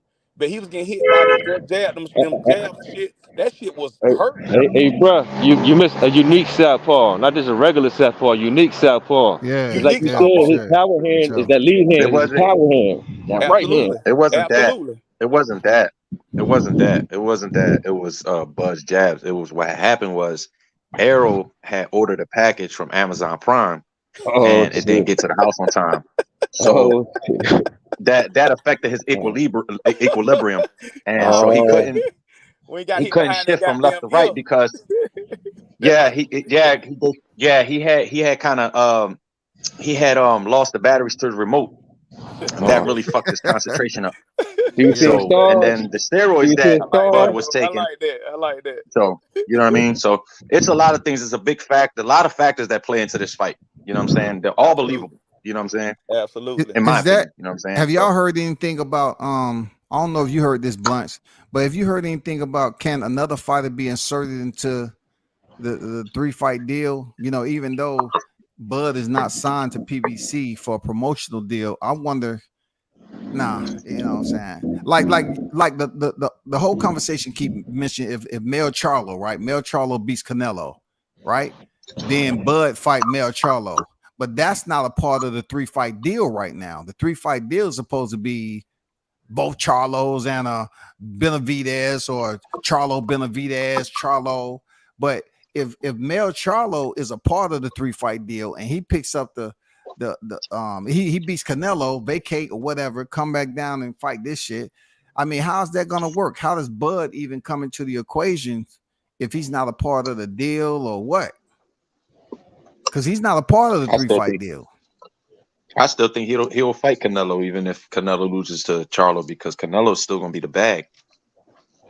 Who will fight He's still gonna be the Canelo? bag in my opinion. But I think he will still fight No, Canelo No, you I even gotta if wasn't come he down talking to loses about. to I 160. wasn't Charlo. talking You gotta about come to Bud fighting 160. Canelo. I was talking about Bud fighting Mel if he beat Canelo. No, That's what that's what I'm I'm saying. saying though. That's it. What I'm saying Hey, is it look, doesn't matter if Mel beats Canelo in my opinion. He Yeah, will still fight Canelo because Canelo still will be the bigger bag in my opinion. that's too big of a jump. Bud say he ain't going up to 68. No, if you go to 160, bro, jump. No, I Canelo see, ain't bro. coming down to 160. 160 Okay. for no I hear Crawford. what you okay, I hear what you're saying, OG. I He hear ain't what you're saying, coming OG. down. He ain't I coming misheard down. a He little ain't bit. coming Okay. well, down. look, Yeah, then look, look, he'll right? fight Charlo Look, first right? then. He'll fight Charlo first then. I hear Listen, what you're saying. How it's did been a, it's 168? been a conversation. It's I been a misheard. conversation amongst a lot of folks on Twitter, right? Like, when Yeah, I say a lot of folks, not just like regular motherfuckers on Twitter. I mean like people that are in boxing, people that you know what I mean that have boxing Twitter pages the same way people have YouTube pages. Uh, you know, influential people in boxing, right, have essentially discussed the fact that they could see Crawford fighting Canelo. You know what I mean, even though Crawford did just say, like OG said, he wasn't going up there after he beat Spence. He really ain't, you know what I mean? Because they asked him about middleweight after he beat Spence, and he ain't give no definitive answer on the trajectory of his career going forward. What he did mention was that he is about to be 36 years old. Yeah, I mean, and that's the only correct. reason why I feel like he wouldn't go up there and fight them dudes is because he's almost 36 years old, finna be 40 soon, and yada yada yada. But as far as that 3-fight deal shit, I don't know how that shit worked. You know what I'm saying? I don't know what that shit is about. I don't even know if Charlo will be the second fight or what the case may. The big Charlo will be the second fight. I don't see little Charlo, aka the new big Charlo. I don't see him beating Canelo at all. Even the way he speaks about it, what he just said when he posted about the frustrations of being the twin and people thinking it's him that got slapped and pushed the lady. He said he's daring. He's going for greatness. He's daring to be great. So he know what he barking at. I don't see him getting knocked out, but I see him going the distance for sure. But I think Bud knows the way Bud was calling him out in the ring during his fight, and the way Charlo's talking himself, that he probably ain't gonna beat Canelo, but he is gonna go secure that bag. And that's what I'm saying. I think about it like I saw somebody in boxing say Bud's only got big fights left. You know what I'm saying? There's no need for Bud to go to do anything going backwards. You know what I mean? It's only big fights after this. So that's what I'm saying. If the rematch don't happen, which I hope it doesn't happen, you know what I mean? If it doesn't happen, then I see Charlo, because it's only this time slot from July 29th to September 30th. I mean, that's only like 8 weeks. You know what I mean? So it's no reason why Charlo can't fight Canelo. If he loses, come back down like he said, and they'll be right on time to line it up next. That's only an 8-week difference. You know what I mean? Bud and Charlo be right on time to get right back in the ring in 2024 or the end of the year if they can make it happen. You know what I mean? Right on time. But you don't think Charlo would do. You don't think if he don't have this fight with if we don't have this rematch, you don't think he'll take a tune up or something at 154 or something like that? You know what I'm saying? Just work out somewhere. I think he fight somebody like Keith Thurman at 154 or take a Danny or something at 154 just to leading up into that fight with Danny. His tune up Thurman said he ain't going up. Look, exactly. That's the only tune up I could possibly see for Bud. Yeah, I don't see no tune up. Then I don't see no tune up for Bud. I see them getting to it. You know what I'm saying? Because Bud looked him dead in his face and grabbed his nuts and said, "You next." You know what I'm saying? That don't even sound like tune. That don't sound like, oh, he ain't grab his nuts and say, "I'm about to take a tune up next when I get to 54." And then you next. Saying, we know. That nigga grabbed his nuts and said, "Nigga, you next." We know. We know he grabbed his nuts, Blunts. We know that. You said it 3 times. We know that. That's what I'm saying. I'm trying to stress the disrespect. You got to stress the disrespect. Like, that's wild disrespectful. My wife standing right here. I knock niggas out for a living, and you gonna do me like that? Like, come on, man. Come on, man. That's wild disrespect. Bud is wild disrespect. He know what type of dude Bud is. He know what type of dude. Charlo's are the most. It's like that. You know what I'm saying? Like, that's how you. That little stuff he did. That ain't nothing. That little stuff Bud did. Charlo's are way more disrespectful. Yeah, they. Charlo wife even looked at it's still. Hey, look. Disrespect is disrespect. That's all I'm saying. It's a sign of disrespect, nigga. Right in front of your girl, nigga. Let my nuts hang, nigga. What's the deal? You know what I'm saying? Like, what you gonna do? I'm telling you to your face. You next, nigga. You know what I mean? So be safe. Do what you gotta do. Prepare yourself. But nigga, you next. So man, come on, man. I'm with you. The only tune up is Errol Spence. If Bud gonna get to move up to 54, see how he feels against somebody he comfortable with, know he can beat for sure. That's the only tune up I can see for Terrence Crawford. But he probably don't need, bro. Like I get it, bro. But what's the case of him knocking a nigga out in between time? Like, why Charlo gonna fight in September? He ain't gonna be ready again to 2024 to fight. So him and Bud have set that fight up in 2024. But he can go knock a nigga out in the meantime. Did Bud a Keith Thurman or somebody like that? Knock they his should ass fight out. during Black History Month in February. Go knock Dan Garcia out. Just put another name on your goddamn shit. Just take another goddamn. You know what I'm saying? Put a nigga on there. Go knock Danny ass out. Go knock Keith out or somebody. Yeah, because Danny avoided that punishment on 147. So yeah, he moved up to 154. I like that Danny fight, though. But Danny running from 54 to fight Laura at the catchweight. That's a grudge fight. That's a grudge fight. So that ain't gonna happen. Because Danny gonna fight Laura for the belt. Whether it's Thurman, whether it's something, it's fighters out there though. Thurman said he ain't going up, and Thurman trying to fight Clarissa Shields. So I mean, what we like? No, what I'm saying, Carissa's trying to fight. Thurman don't even deserve that fight. I don't even know why we bring him up. Thurman already. Thurman came out on the interview and said he'll do it. He say he'll do it, but he ain't trying to fight that. Thurman is a religious dude. Like he really ain't trying to. He just look at it like Carissa called him out back in the day, and now she's coming back around trying to do a fight. Look, he said he do. He said he do for charity. They won't. I mean, check this out. Yeah, they'll do it for charity, but still, it ain't no. You're talking about somebody who's one time. His hashtag is one time, and Carissa has 2 knockouts. So you want to do it for charity, cool. But I mean, what's the purpose of doing it though? What's the purpose? Hey, Blunts and What the another I hell thing. mean, you division know, they is got Thurman? tag team He boxing, called they his got name, Blunt. influencer boxing. Who knows? You know what I mean? Who knows? If it can generate money, they gonna do it these days. You know what I mean? Like, what's the purpose of a lot of this shit? They got 16-man boxing with the team combat league, tag Yeah, we team don't know. We influencer don't know if YouTube those, boxing. You know what I'm and we don't saying? know if each boxer is getting paid $350 either. Yeah. Hey, Yeah, a Yeah, lot of you're these dudes right. they I mean, struggle you know, enough for like that. all that shit crazy. hey, Blunts. So I wouldn't be He, surprised. All I'm saying, I wouldn't be surprised if I seen Thurman and Clarissa on TV boxing each other this hey, day and age. but Blunts. Keep calling the name out though. Keep calling like some shit. That's I like wouldn't be we neither. need to make that fight. We need to make that fight happen. He talking shit like you know what I'm saying. But no, I can move my feet. I ain't stuck in the sand like earlier. I move Yeah, around. He talking all Niggas that. begging for money, yeah. man. Yeah, I'd Niggas rather begging see for that, everybody money, nigga XO. want man. that bag. Nigga, you know Yeah, That what? shit Nigga, weird. yeah, yeah, Bud got the juice right now. So niggas yeah. gonna be Bud having got He the got the like juice, no Tank, juice. doubt. You know what I like mean? Tank, like I'd rather Tank, see Tank Thurman saying. fight Bud next, brother. Yeah, If Arrow can, exactly. Cause that'll because be a name I'd fight. Arrow rather didn't see, take no I'd tune rather up. wait on Charlo. Arrow didn't take no But tune Blunts, you up don't want to between see him knock a Sean nigga Porter out. and You don't David want to see him knock a nigga Avanesian. out in between. No, no, no, no. I want Bud to rest. I want Bud to rest. Like he said, he about to be What you 36 mean? years What you old. His mean? kids Wanting is the hold on, hold rest? on, hold on. This all I'm Where's saying. this This all I'm talk? saying. Where's this talk Oh, coming look, look, from? look. Blunts, you always talking Come about back, old come back. niggas. I hope I ain't doing that when I get that old. Them old niggas up here doing I this. want to be when I turn that age. I Now want to be all of a sudden motherfucking you want to relaxing. take care of old niggas. I want Now he want to I want to take be care of old relaxing when niggas. I turn 36. Trust me. I want to Man, be kicked back, you my want to feet up, take not care of doing us. nothing. You know what I'm saying? I'm Now you want to already be a tired. care. Now Goddamn it. you want to be a caregiver, nigga. You want to be a caregiver. Listen, this nigga Hey, to XO be talking about honest, why do I want to see Bud have a tune up at 50 or yeah, nah.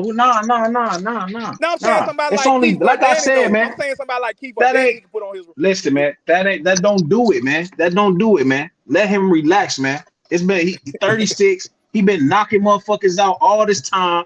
His last 18 fights been for championship titles. Let that man relax. Let Charlo get this work after he get beat up. Let him come back down and defend his belts. Let him get 3-time undisputed. You know what I'm saying? And let Errol go ahead and figure out what he need to do. Errol need to figure out who his new coach gonna be, what his style gonna be, if he gonna rebuild himself. Why you work like a rematch for money ain't it? You know what I'm saying? You can have a little bit more longevity. You only 33, Bud 30 going on 36. So come on, man. Only big fights left after this, man. We ain't putting no more tax on the body unless it's for big fights. And the next one up is Charlo. So Charlo, get your work in with your big Yeah, fight with Canelo. yeah, my man talking Then when that you facts get right done, there. My man talking. That's all I want to see myself, But G. Keith, then when Keith, you Keith, get done, Keith. Three times call up Bud undisputed. and get Hey, to it. You know Big what Bud Blunts. about. Keith You know what somebody. he about. Keith somebody. Keith somebody. Earl ain't even fought though. So I'm saying, man, you know he gonna goddamn knock. He gonna take. He gonna knock Keith out with a body shot. You know what I'm saying? It's gonna be a body shot in the second round, bro. It's gonna be a body shot in the second. They're gonna be Keep is quick work, easy bro. work. That's not even look. Keep just begging for a check. Keep been inactive and shit, and he want a quick, fast, easy check. You know what I'm saying? Go in there and get stopped. He tastes the canvas before he know how to lose. Let him go ahead. You know what I mean? Jermell gonna come down with all this pride, anger, and aggression from taking the L to Canelo. Bud will be moving up in weight. Jermell will be coming back down from 68 to 54. So it's gonna be an even exchange. You know what I'm saying? It's gonna be an even exchange. It's all gonna fall in line. Yeah, I mean, that's how I see it. I don't know, man. I Hey, he don't can know. take That's that. the next big money He can fight. take Two that. He can undisputed take that fights back Thurman to back. fight. He can take that Thurman fight for breakfast. He can take that for breakfast and catch that in between time. Go get that paycheck. Thurman ain't nah, man. It's gonna be a nice little fight. hey Make some numbers That's WCS. gonna too. be ugly, man. I want to see Thurman get a tune up. Thurman was supposed to be fighting Ugas. That was supposed to be the next play for Thurman. How we get Yeah, from but Thurman to Terrence Crawford off of that much inactivity? Come on, man. That's he not a got good a fight. You name done though. seen what Crawford just did to a nigga who been inactive, and that nigga had a name too, and that Who nigga else had next belts. though? Who Thurman, else next Thurman though? just got a name. Who else next though? Who else next? So Thurman I'm got a telling you, that's name what I'm though. saying. We gotta be patient. Niggas should be patient and wait for Jamel. That's all I'm saying. We finna get Jamel goddamn end of next month. That shit finna be here like next week. We saw how fast Crawford and them came up with they fight. Jamel versus Canelo gonna be here next week before we know it. Yeah, Our eyes I'm gonna blink. Them patient niggas for gonna it, be brother. I'm fighting. patient. I'm patient, brother. This time I'm gonna have the bag ready. This time, brother. I'm patient. I You know what I missed the mean? bag, but not this time. All back to back, the Hey, whole bag on Bud, Jay. Not by Look, then knockout. you hey know they going then WCS. look. Hey, WCS. I didn't mean to cut you off, but did you? Hey, WCS. Can you hear me? OG, where you at? Hello. Can hear you, brother. Wait You for a talk. second. Are you talking to him? You talking to him? Well. Anyway, this will be WTF? for anybody if y'all want to Calling. answer this. Did y'all hear about this? This rumor or something that I heard that Bud met up with Al Heyman today? I don't know about that, brother. I I don't don't know know. about that. I don't know. I don't know. That's behind the scenes, brother. I can't tell you. I don't know. I don't know. I Something just about he know, met with yo. Al Heyman today or something like that. I don't be I believing don't that shit. know, I just bro. be throwing it out I there because don't I know. hear about it. I don't know if I anybody else don't did or know. not. Unless they talking about some fights. I You mean, said what, what else we Carlos? going? I mean, they ain't saying nothing. They ain't talking about no fights. Hey, what you They say, ain't That's Carlos? what saying they were nothing. I saying don't though. They care. I said that don't the care rumor if they was that have he met up with breakfast. Al They for take three them out fight deal or for something like that. coffee. And then I just want to hear about the fights. No fights. I'm good. I'm Mm-hmm. good. I mean, no disrespect. No, beloved, no disrespect. No, I mean, come on, man. They've been robbing us for years. I hear Years. what you're saying, fam. Trust me, Years. I hear what you're saying. I'm the same way. Hey, but Man, they whole Same. ship going down, G. It was a bad week for them. And it's gonna get better, Yeah, G. I don't get too caught up in when these motherfuckers make announcements until I see a motherfucking press conference. Until Yeah, I see them two motherfuckers at the press conference, then I'll be like, okay, now this fight's gonna happen. So until everybody yeah. can announce it and all that shit, I don't believe you believe in none of that shit. Yeah, bro, you but could look, tell when Say at that first a press motherfucker conference. got juice though, bro. They got goddamn Tank trying to go after Bud. I like Tank want that smoke with Bud. Like, bro, you don't want that work, bro. he You got a don't want that Do you name. know how He work. got a bad I'm mad name. But about look, that is? XO, that shit's so He got a old. little That name shit's with so him. old, XO. They bringing up old shit from what he said 6, 8 months ago on the goddamn. I forgot what that shit was. If that shit was a goddamn, I think he was on a Rise podcast or he might have been in the Twitter Spaces or some shit. But Uh-huh. that shit was wild I know what old. you're Tank talking said about. that shit so long ago. Man, Like niggas they digging shit up. You know what I mean? And he throwing mad. it in the air and Oh, shit. so He that He old mad. shit. Standing under it. Yeah, Like he was mad months ago because he that knew shit. his man Yeah, was that making. shit ain't. Yeah, that shit Yeah, he was was a mad long months time ago ago, because bro. he knew his man was about to get knocked out. So he was already mad months ago.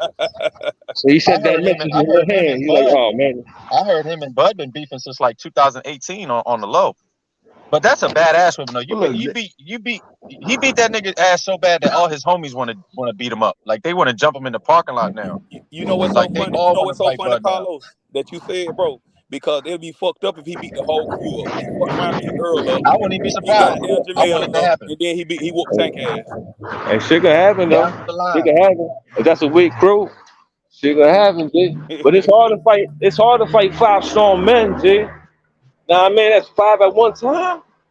Right. You know, You know what's crazy though? we can You get know him what's though. crazy though with Spence?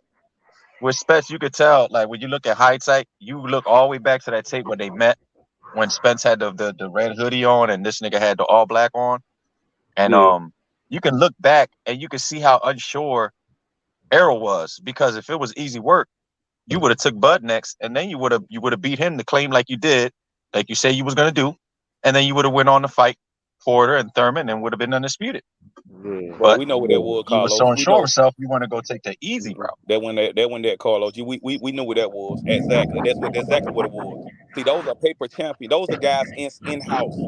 So we knew they was built up. Their names were built up. Al Heyman is a genius, man. He built them guys' name up. He kept them guys nice and safe on the in house, and they fight each other. Don't fight nobody outside of PBC. Fight with Mm. these guys inside PBC. We're gonna build you up. We're gonna make you some money and shit like that. That's the only thing, bro. And they kept talking about who Bud fought. Just cause y'all, you know what I'm saying, these guys over here got names and shit like that. You know what I'm saying? You want to shit on people like Post Indongo and all those guys who Bud beat. But you know what I'm saying? Just because these guys just got names. You see what I'm Yeah, saying? that's what great. That's what Al's They great was at built though. up. Oh yeah. Oh Al's yeah. great at that. Remember, he came from the music biz, Yeah, absolutely. Absolutely. and his thing is advertising, making sure that name is out there, Yep. Yep. publicity. You know, Yep. the difference is he just took that and put it in the boxing game. Like, okay, if I Mm-hmm. put this guy against this guy, I'm gonna make him look good. I'm gonna make him look better and better. I'm gonna build Yep. these guys up. See him hooking up with Floyd. That definitely made it cement because Floyd started that. He started the PBC with his last couple fights, I believe, and then everything else trickled down from there. They found their blue chip superstar in Tank and then Errol, And you know, they had a couple other guys, but that all you need is a few of those blue chip guys to keep your thing going. You know what I'm saying? And other guys are following. And once they found out, oh, this motherfucker paying us money and it's a low risk, high reward. Oh, I'm going over here. But see, they got caught up in the greed, which, like I said, I don't blame them because this sport is brutal. You can end your career in one punch. So get paid, get your money. But at the same time, I agree. the people of this sport, at the end of the day, is not going to be worried about your money because we don't get paid by y'all. We're going to remember you for what you did in the ring and who you fought, when they fought them, when you fought them for. This is why, in my opinion, people like Muhammad Ali is always going to be remembered because of what he did. You know what I'm saying? Him doing whatever he did outside the ring magnifies it, but just alone what he did in the ring is, you know what I mean? It's legacy. That's why Bud will always be remembered. He will be talked about. That's why I look at these with the motherfuckers gods. like when they was talking that shit about Bud, when they going through these contract negotiations and shit, when they was trying to get him and Earl zero guaranteed and all that shit, and the Bud, Bud, like, what I'm saying, like, okay, hold on, let me goddamn, what I'm saying, let me okay, all right. When they were trying to get him zero guaranteed and all that shit, but he told Earl, he called Earl on the phone. He said, "Bro, look here, we can do this shit ourselves, nigga. I got this hedge fund. I got 25 million a piece. We can make this shit happen. We can make bank. We can do this shit on our own. Like, we ain't got to go."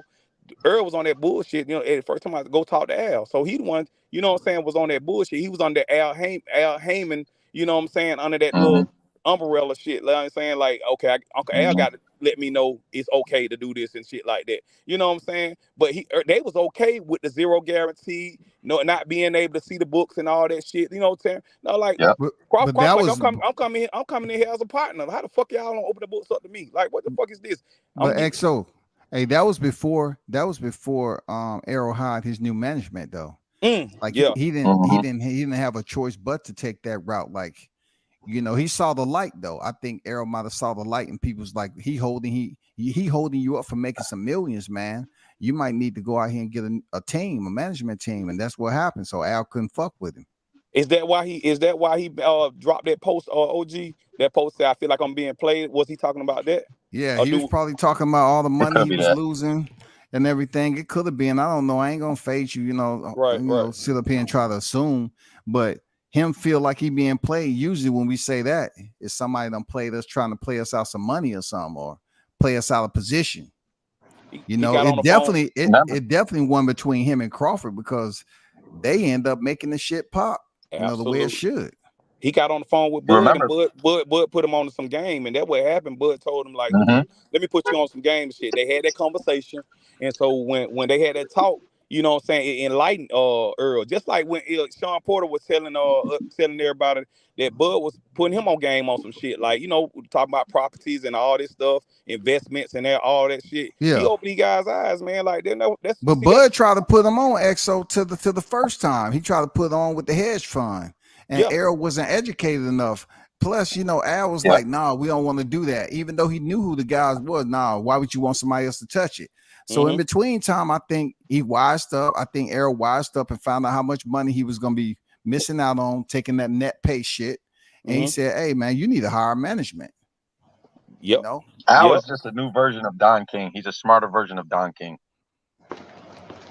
Stealing this money and blinding these guys. He's got the gift of gab to hype the guys up and convince them. Don't worry, champ, I got you. We're gonna do this thing. Hey, Carlos, convince them to get paid on the back end. Yeah. Don't worry, I got you. Get paid on the back end. They got that talk. They told he got that talk. They got that talk. Yeah, they say that shit take what Deontay Wilder was saying. How long that shit take to come? All them guys, Adrian Broner hipped us to that shit. Like, this shit give us stipends and shit. Like, what the fuck is this? He was treating them niggas like kids over there. Like, Al Hammond is a pimp, bro. Al Hammond is a big ass pimp. You know what I'm saying? And use Floyd too. That's why Earl was saying, like he was saying, like, we gonna make bank. He told Terrence Crawford, we gonna make bank. We gonna make.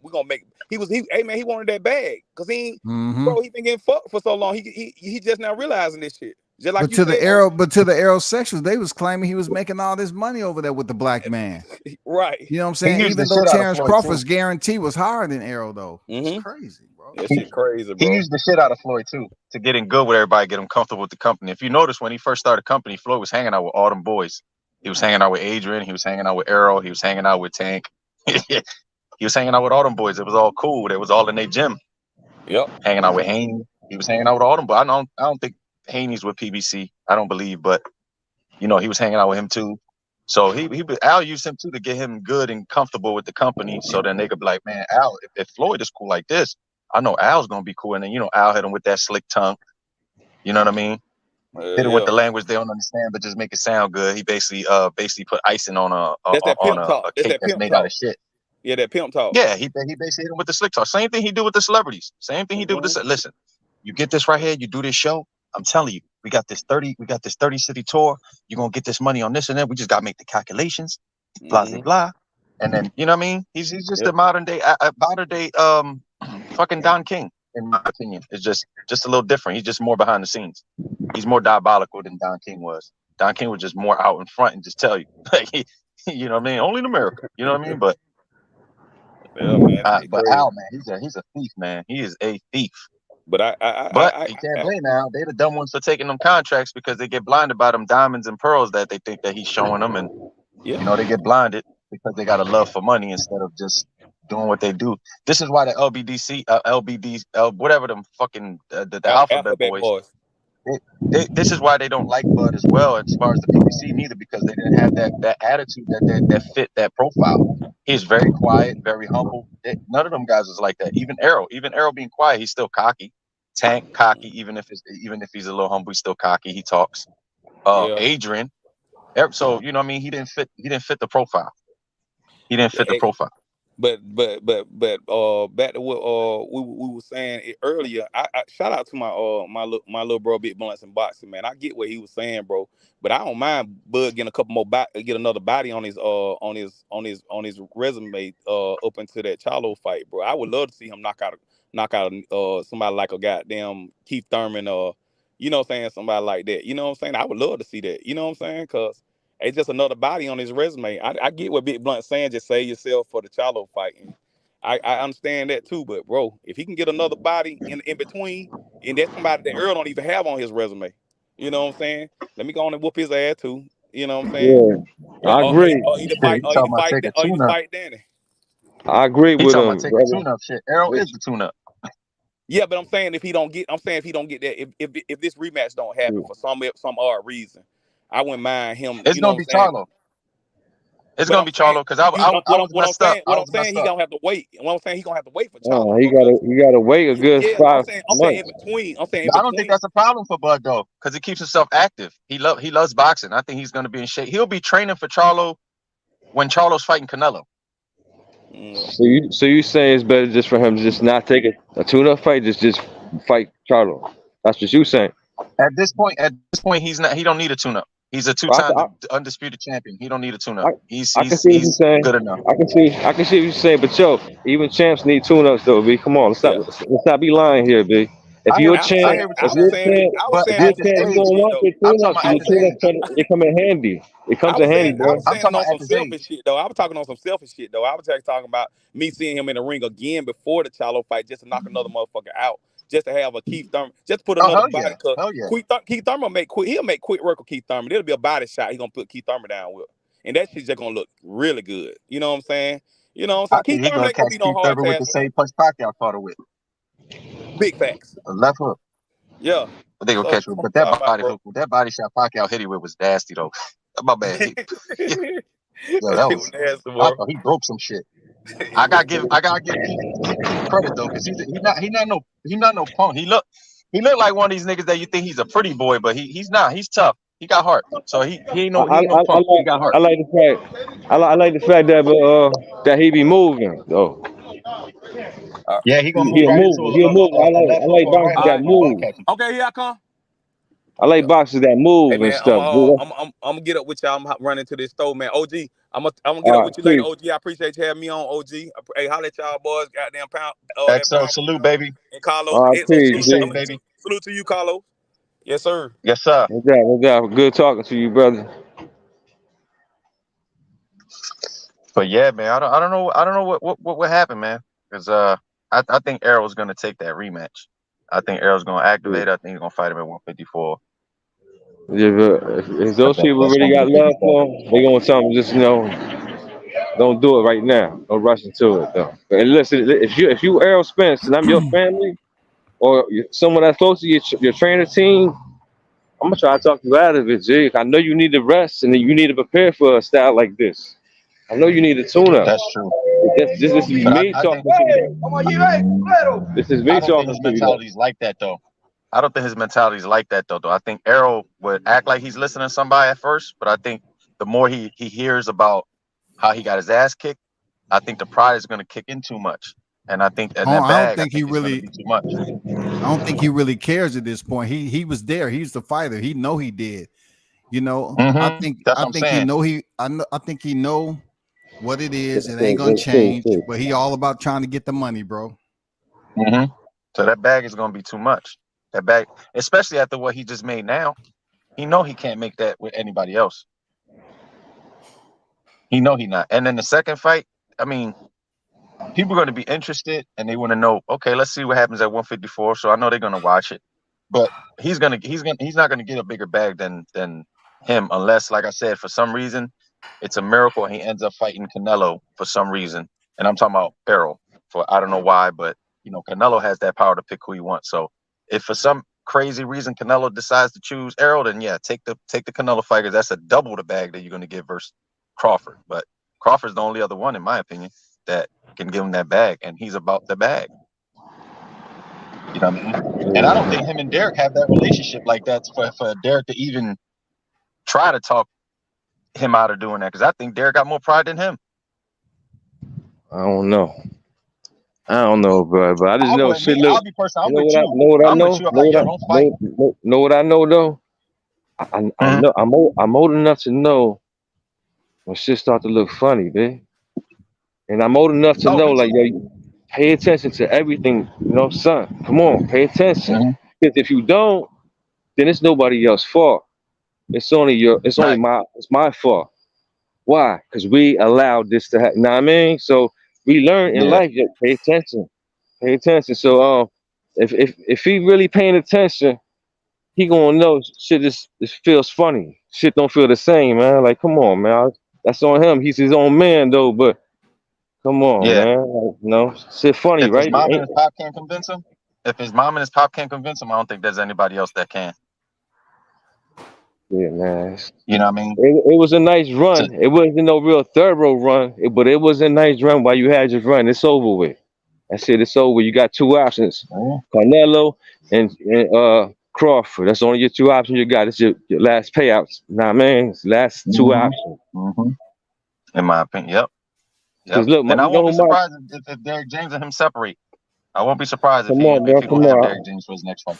Yeah, me neither. That's what I said when you know what I mean. That's why if you're paying attention, things be looking funny. I For his mean it towards style, him. Like Derrick who do James, you he think moving if funny. it's not Derrick, who you think would be like a good fit for him for My brother, WCS? You can answer this too if you want. my brother. You talking about a whole trainer molding them up from the clay. He got some things to work with, but look at his basics. He don't guard his No. chin. What I'm saying is there's certain trainers that are perfect for his type of style. He got that Mexican style, so they can make certain adjustments that's not gonna like kill his fundamentals too much. They're gonna just try to improve on what he has. Because every trainer is Okay, not gonna be able to train okay, Errol. You feel what I'm saying? They're gonna have to mold him from the bottom. But there are trainers that yeah. can take him for what he is now and improve what he's got. You feel what I'm saying? Okay, but listen, this is the Like, question though to you, right? This is the question, right? How mhm. long will it take to mold him to be like, all right, he ain't right there yet, but he damn near right. Or like, hell no, he got some years to work to. How long will it take? That's the question, brother. They don't care. They don't care who train him. The work is gonna be the work. The truth is gonna be at, in the pudding, right? We all gonna see it. at So this whoever point, training him, if you're a thorough trainer, if it ain't, it can't be Derrick. Can't be Derrick. Can't be at Derrick. this point, at this point in his career, he's definitely stuck between a rock and a hard place. Now, if this was him at 24, 25, then that's fine. But right now, yeah, he's stuck between a rock and a hard place. It'll definitely. That's what I was saying. Like, there's certain trainers that can just do a little bit and wouldn't have to take them from the bottom up. But there are trainers that will have to take the whole entire thing, but it'll be too late. It's too late in his career for him to do really much, in my opinion. Yeah, I only think there's probably a handful of trainers that could probably do some things with him, but hey, at but this look, you point, know what you missing out on though? He gotta find the right one though. So how many? He might have to go to four, the fifth one. true. He gotta do So it that might as take him a while well. for that too. Yeah. Yeah, I'll just word take up. the So that's next fight, too get the long bag, then. and retire, man. I'll just take the next I bag, find get any the fight, and trainer. retire. Go with a different trainer. Go with a different trainer. Or he can go with what's his name? The one that's with Charlo. He's already been in the gym. What's his name? WCS? Yeah, the one The they Spanish be dude, trying to Guzman. hide. They don't The give him one you no said, credit. what now? That's in the gym with them. That's training Charlo. Guzman. Juan Guzman. Yeah. That probably Yeah. might be the only one right there. Raz. That might be the only one right there that might be able to do something because he knows Arrow already. So who knows? I guess you're right. You know what I I mean? guess you're right since they got a relationship. And that's who's training Mel right now. So Mel. Yeah. So maybe him. Because me, I can't do it there. Daryl is vicariously living through Arrow. Like I can't. Like, nah. And then like WCS says, it's too much on his plate. He got too many. You can't be one trainer training all these guys. You freaking over here basically training two guys at the same time. You're training. Remember, because Frank Martin had to fight the week before, 2 weeks before. yeah. WCS. Then he had AJ. So like you're overlapping your training. It's like you have to when it comes to a big fight, you have to concentrate on that one fighter, man. I'm sorry.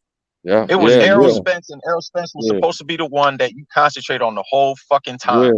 Yeah, because if you don't, then you're gonna just take time from Errol Spence. And you're gonna take time away from Errol Spence, and you're gonna put it into somebody else. You're supposed to get that 100. Then on top of that, he's doing. Then on top of that, he got Ryan Garcia, and he's got this motherfucker in the gym with him, and he's fucking training Joshua too. That's his fault, dude. That's a lot of bodies up in there. Yeah. Too much. It's too much. Like you're too cocky, you're too prideful. You still have a fighter's mentality. You don't have a coach's mentality, bro. You're not a fighter no more. And you're a terrible fighter. So you should have left that fucking mentality a long time ago. That's a solid point. That's a real solid point. Yeah, word up. So cook them up, G. I mean, no I oil. You cooked them up raw, no oil, G. Huh? Well, I said you cooked them up raw, no oil. I said, Derrick, I can understand why he won the coach of the year because his two fighters won undisputed, both his fighters in 1 year. So I get that. It looks good for the paper, but as far as training, man, you mean Jamel? Yeah, didn't he win trainer of the year because he won because both his fighters won undisputed or something like that? You mean unified? You mean which fight did he won? Oh yeah, both fighters unified or something like that. Yeah, both on one belt or something. So I get that. It looks good for the paper and shit because of the achievements. But as far as coaching, hell no. Bud and Bomac just exposed every fucking flaw that you ever showed. Trust me, those guys are gonna all leave one by one. Hey, listen. If we was all to start off our boxing debut. Lost him.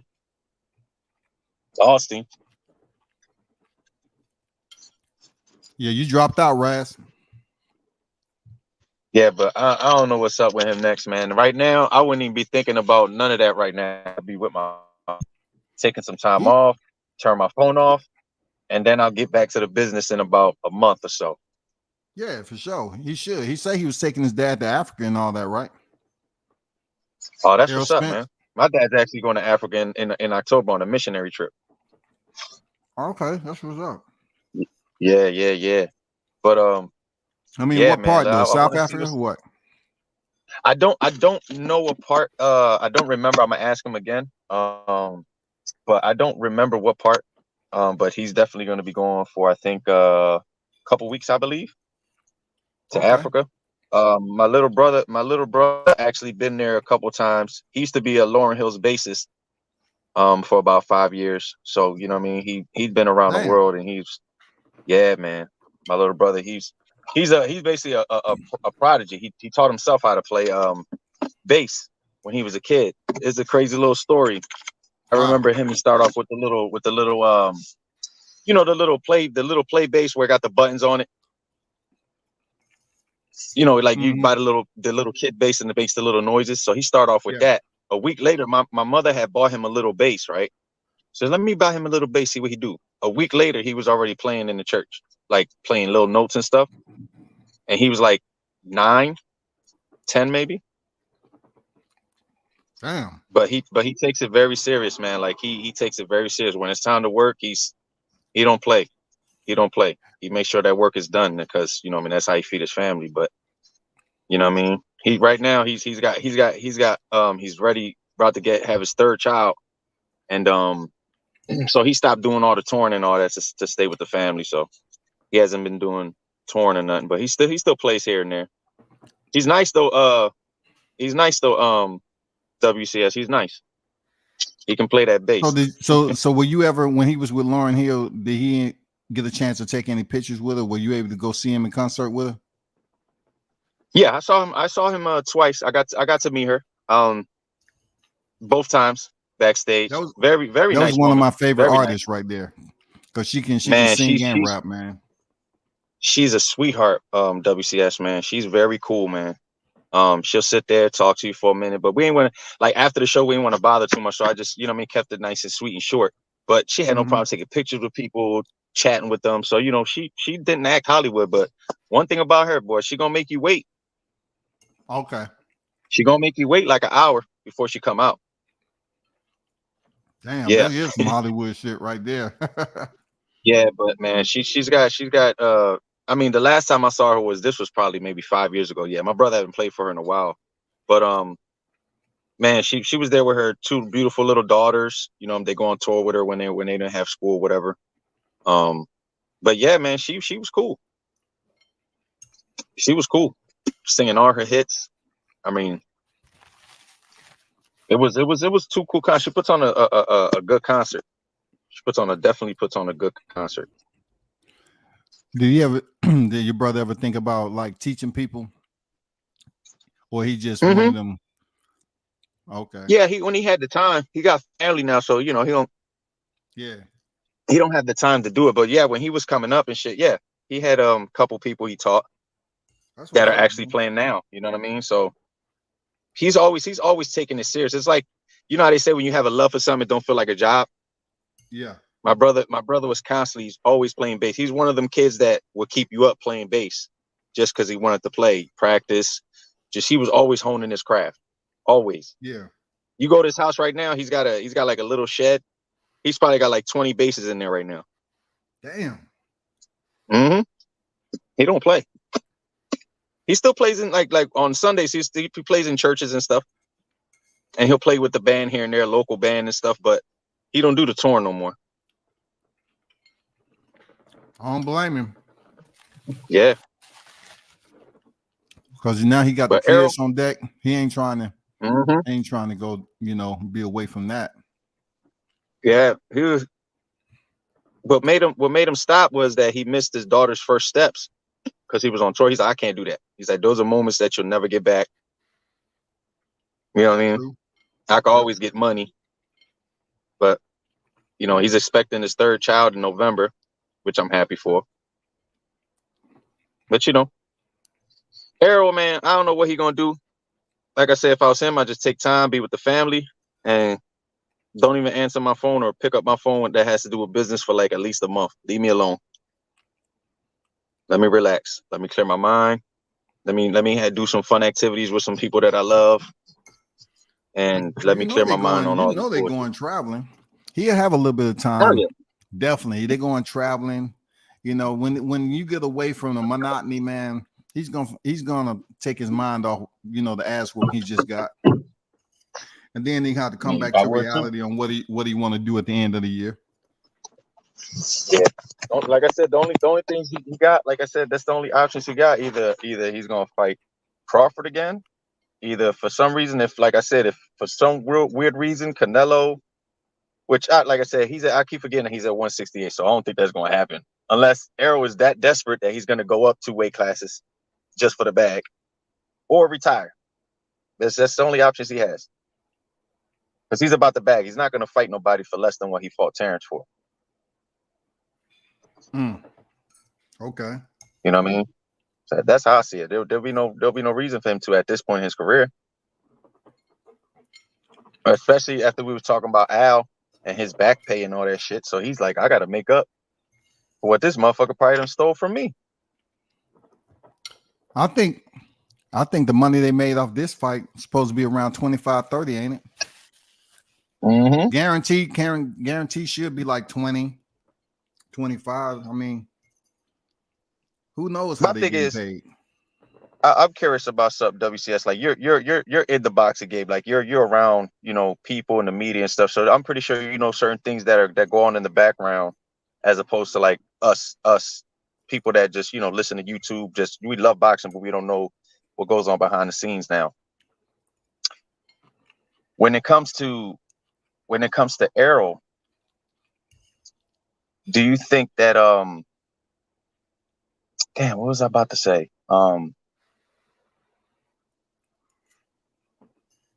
You think that when it comes to like the money, you think that like Al, damn, what the hell? I forgot how the hell I was going to ask you this question too. God damn it. Do I think Anyway. Al is a thief? I don't know nothing about that.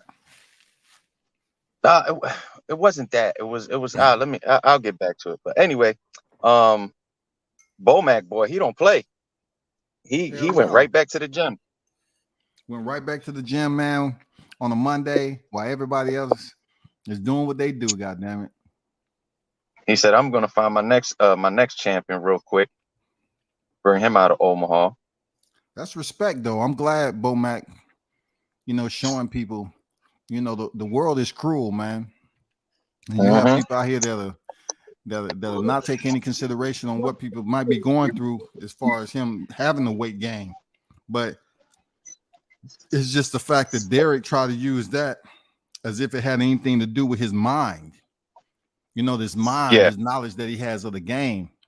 Derrick is so egotistical. He forgot that both of them was professional fighters. It don't have anything to do with they box, right? This is what you can produce out here in these boxing streets as a trainer, a coach. Facts. That's why he told him at the press conference. He's like, he's like, never. He's like, that shit don't mean nothing. He said, you can sit there and say all that shit you want. I'm gonna show you. He's like, watch, you can't hide no more. I'm gonna show you. And after that fight was over, they said, do you think Derrick should have stopped the fight? That motherfucker shouldn't have signed a contract.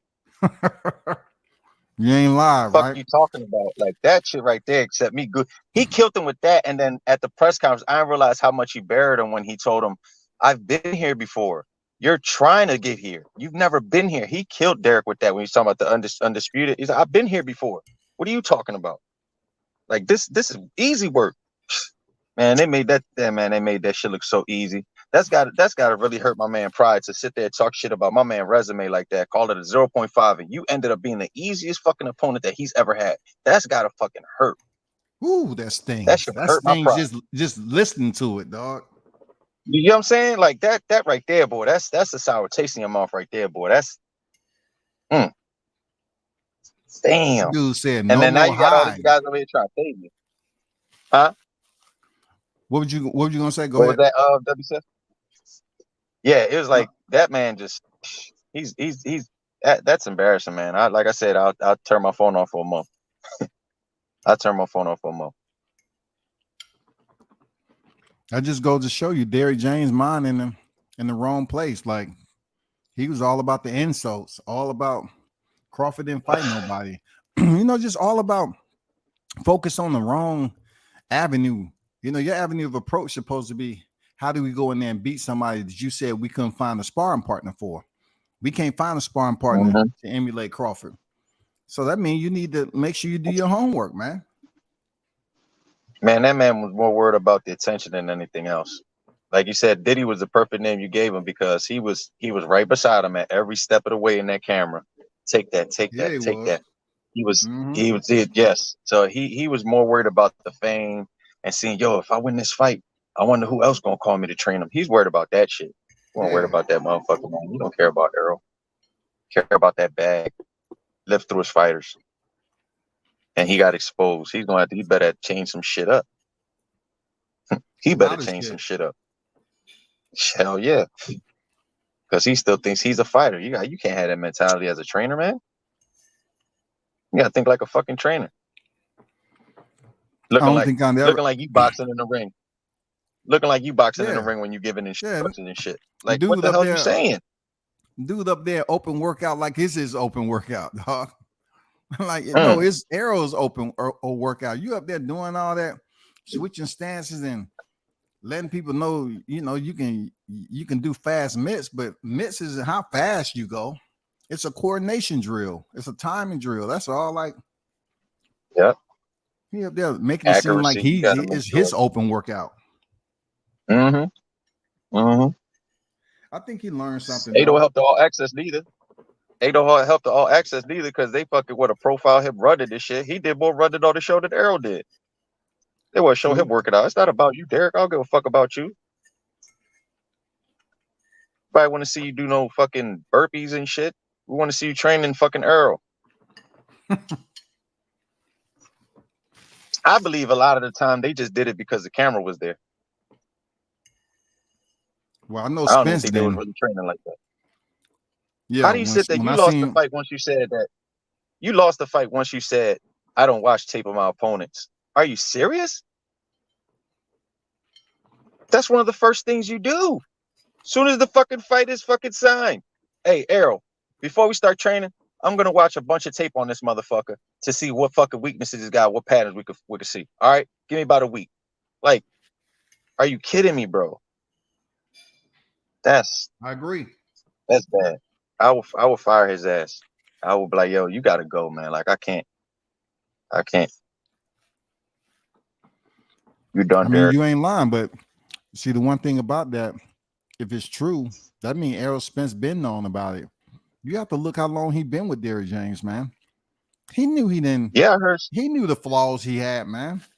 You know, he knew that. Yeah. Errol knew that. But Errol was blinded by that, by the attention and the money and everybody kissing his ass. He was feeling himself because he had that zero.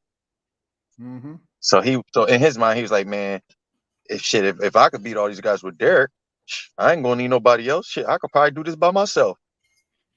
And he probably stopped listening to Derrick a long time ago. Yeah. He wasn't listening to him in that ring. I wouldn't listen to him in that ring neither.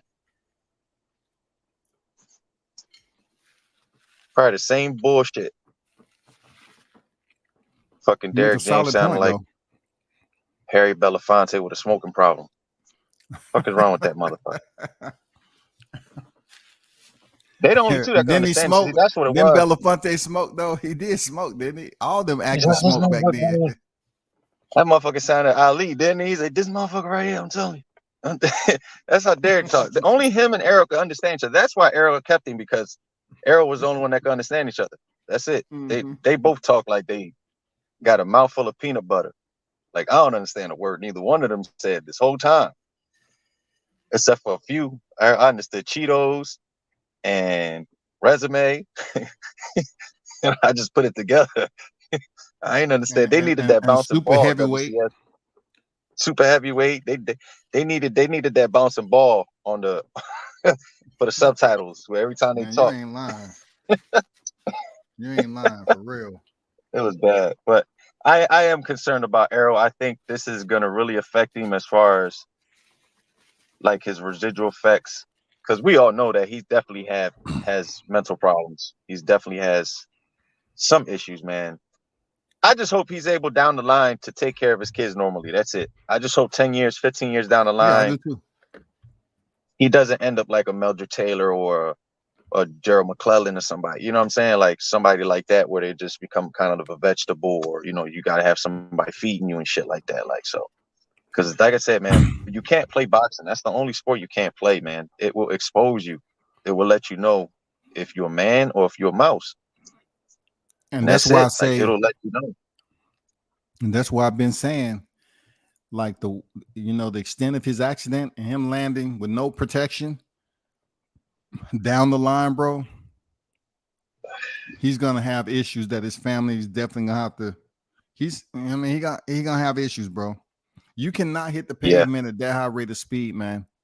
I've seen cats pass away with their helmets on after hitting the pavement, with a helmet on and passing away. You know what I'm saying? Having brain swelling, and all that other stuff. Like, come on, man. That's just. He's gonna run into that. I hope he's able to. I hope I'm wrong. You know what I'm saying? I hope I'm wrong with that. I hope Me too. I'm wrong with that. But you know what the crazy part about that? Him actually being drunk is what saved his life. Correct, because if you ever look at pro GP races when they're going around them tight turns, because I did track days too, and what they teach you is to roll and tuck your hands inside with your chest. You know, never try to grab the pavement because that's when you break your wrist and you need your wrist to ride a bike. So, Right. being intoxicated and also probably semi-conscious, he really couldn't fathom what was going on when he was ejected from the car. All he knew was just chaos. You know, when you're intoxicated, you can't process it. You can't download what is actually going on to a severity. So when he was thrown out and he hit the pavement, it hurt like a motherfucker. And you know, he felt it when he started coming through to and shit. But like you said, his body was much more limp than what it would have been if he was prepared for it. Yeah. You know what I'm saying? If he would have held on to that steering wheel and braced for that impact, he probably would have lost his life, man. Yeah. He's just lucky to still be boxing. I wasn't even thinking about boxing when I heard that shit. First thing I thought about, man, I hope he's just alive. Like I hope he's able to just get back to just being normal and walking and all that shit. And then when they say he was fighting again, I was like, oh shit. I thought he wasn't even never gonna fight again. Yeah, I don't know. We really don't know how much money he made off that fight. We don't know how much money he currently have, you know, saved up and he's living off of at this point. So the one good thing about Errol, he doesn't have a huge house. He said he doesn't have a huge house. You know, he got property, but he doesn't have a huge house on that property. You know, houses, you got to pay for maintenance and everything else. So I'm happy for both of the brothers getting their money, but he was so anxious to say, yeah, I'm a rematch him. Definitely. I'm a rematch because he need the bag, man. Definitely need that bag. And the second fight, they're gonna protect him though. Yeah. Oh yeah. But we see what happens down the line. All I know is that 2023 became a good year of boxing, man. It's been a good year of boxing. We've got some good fights. Some names that we wanted to see matched up. So we'll see what 2024 brings us. But WCS, man, I'm gonna let you go, man. I'm gonna head out of here, man. I gotta get up. No doubt, Carlos. Tomorrow, appreciate you pulling up. Yeah, no doubt, man. Always, be safe out there. Salute to you, man. Thanks for the support. Yes, sir. Salute to everybody.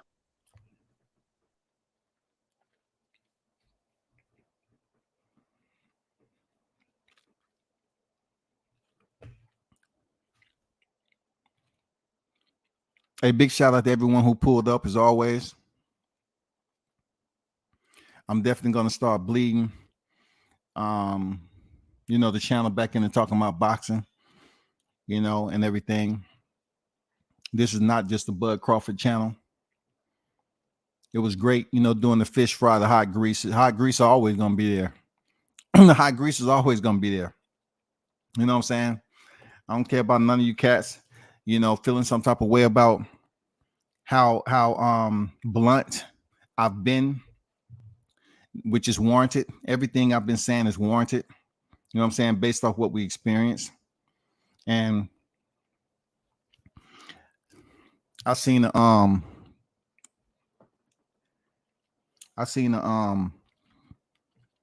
tweet out there from Fanon, acting like he's the overseer of the king of the YTC. He's out there to protect the aerosexuals and having a 5-hour live, supposedly inviting. Nobody don't want to come over there, first of all. Don't nobody want to come over there and hear what you have to say, a person that's been extremely biased, but yet you want to come on here and try to have, hey, when exactly did I say something wrong? And what all you got to do is look at your catalog. Don't nobody have time to be giving you that attention. I give you this attention because I'm on my platform. But you know what you said, you know what you did. You're a freaking clown, a dickhead. You know what I'm saying? And anybody that support Bud, they want to go over there and deal with this clown, you go right ahead. I'm not going to dictate your movement. But who cares if you got a 5-hour live? Who gives a damn? You know what I'm saying? The fight is over. The shit you was talking about, Bud Crawford, it's not going to change from you doing a 5-hour live, nigga. It's the fact that you was talking so much shit for months and months and months. It was much longer than a 5-hour live. That's what I have to say. It was much longer than a 5-hour live. Who cares if you're doing a 5-hour live? You was on here for months talking shit that wasn't even true. Then add up. All the predictions was backwards. Wasn't even close to being right. And the fighter that you was hating had the last laugh.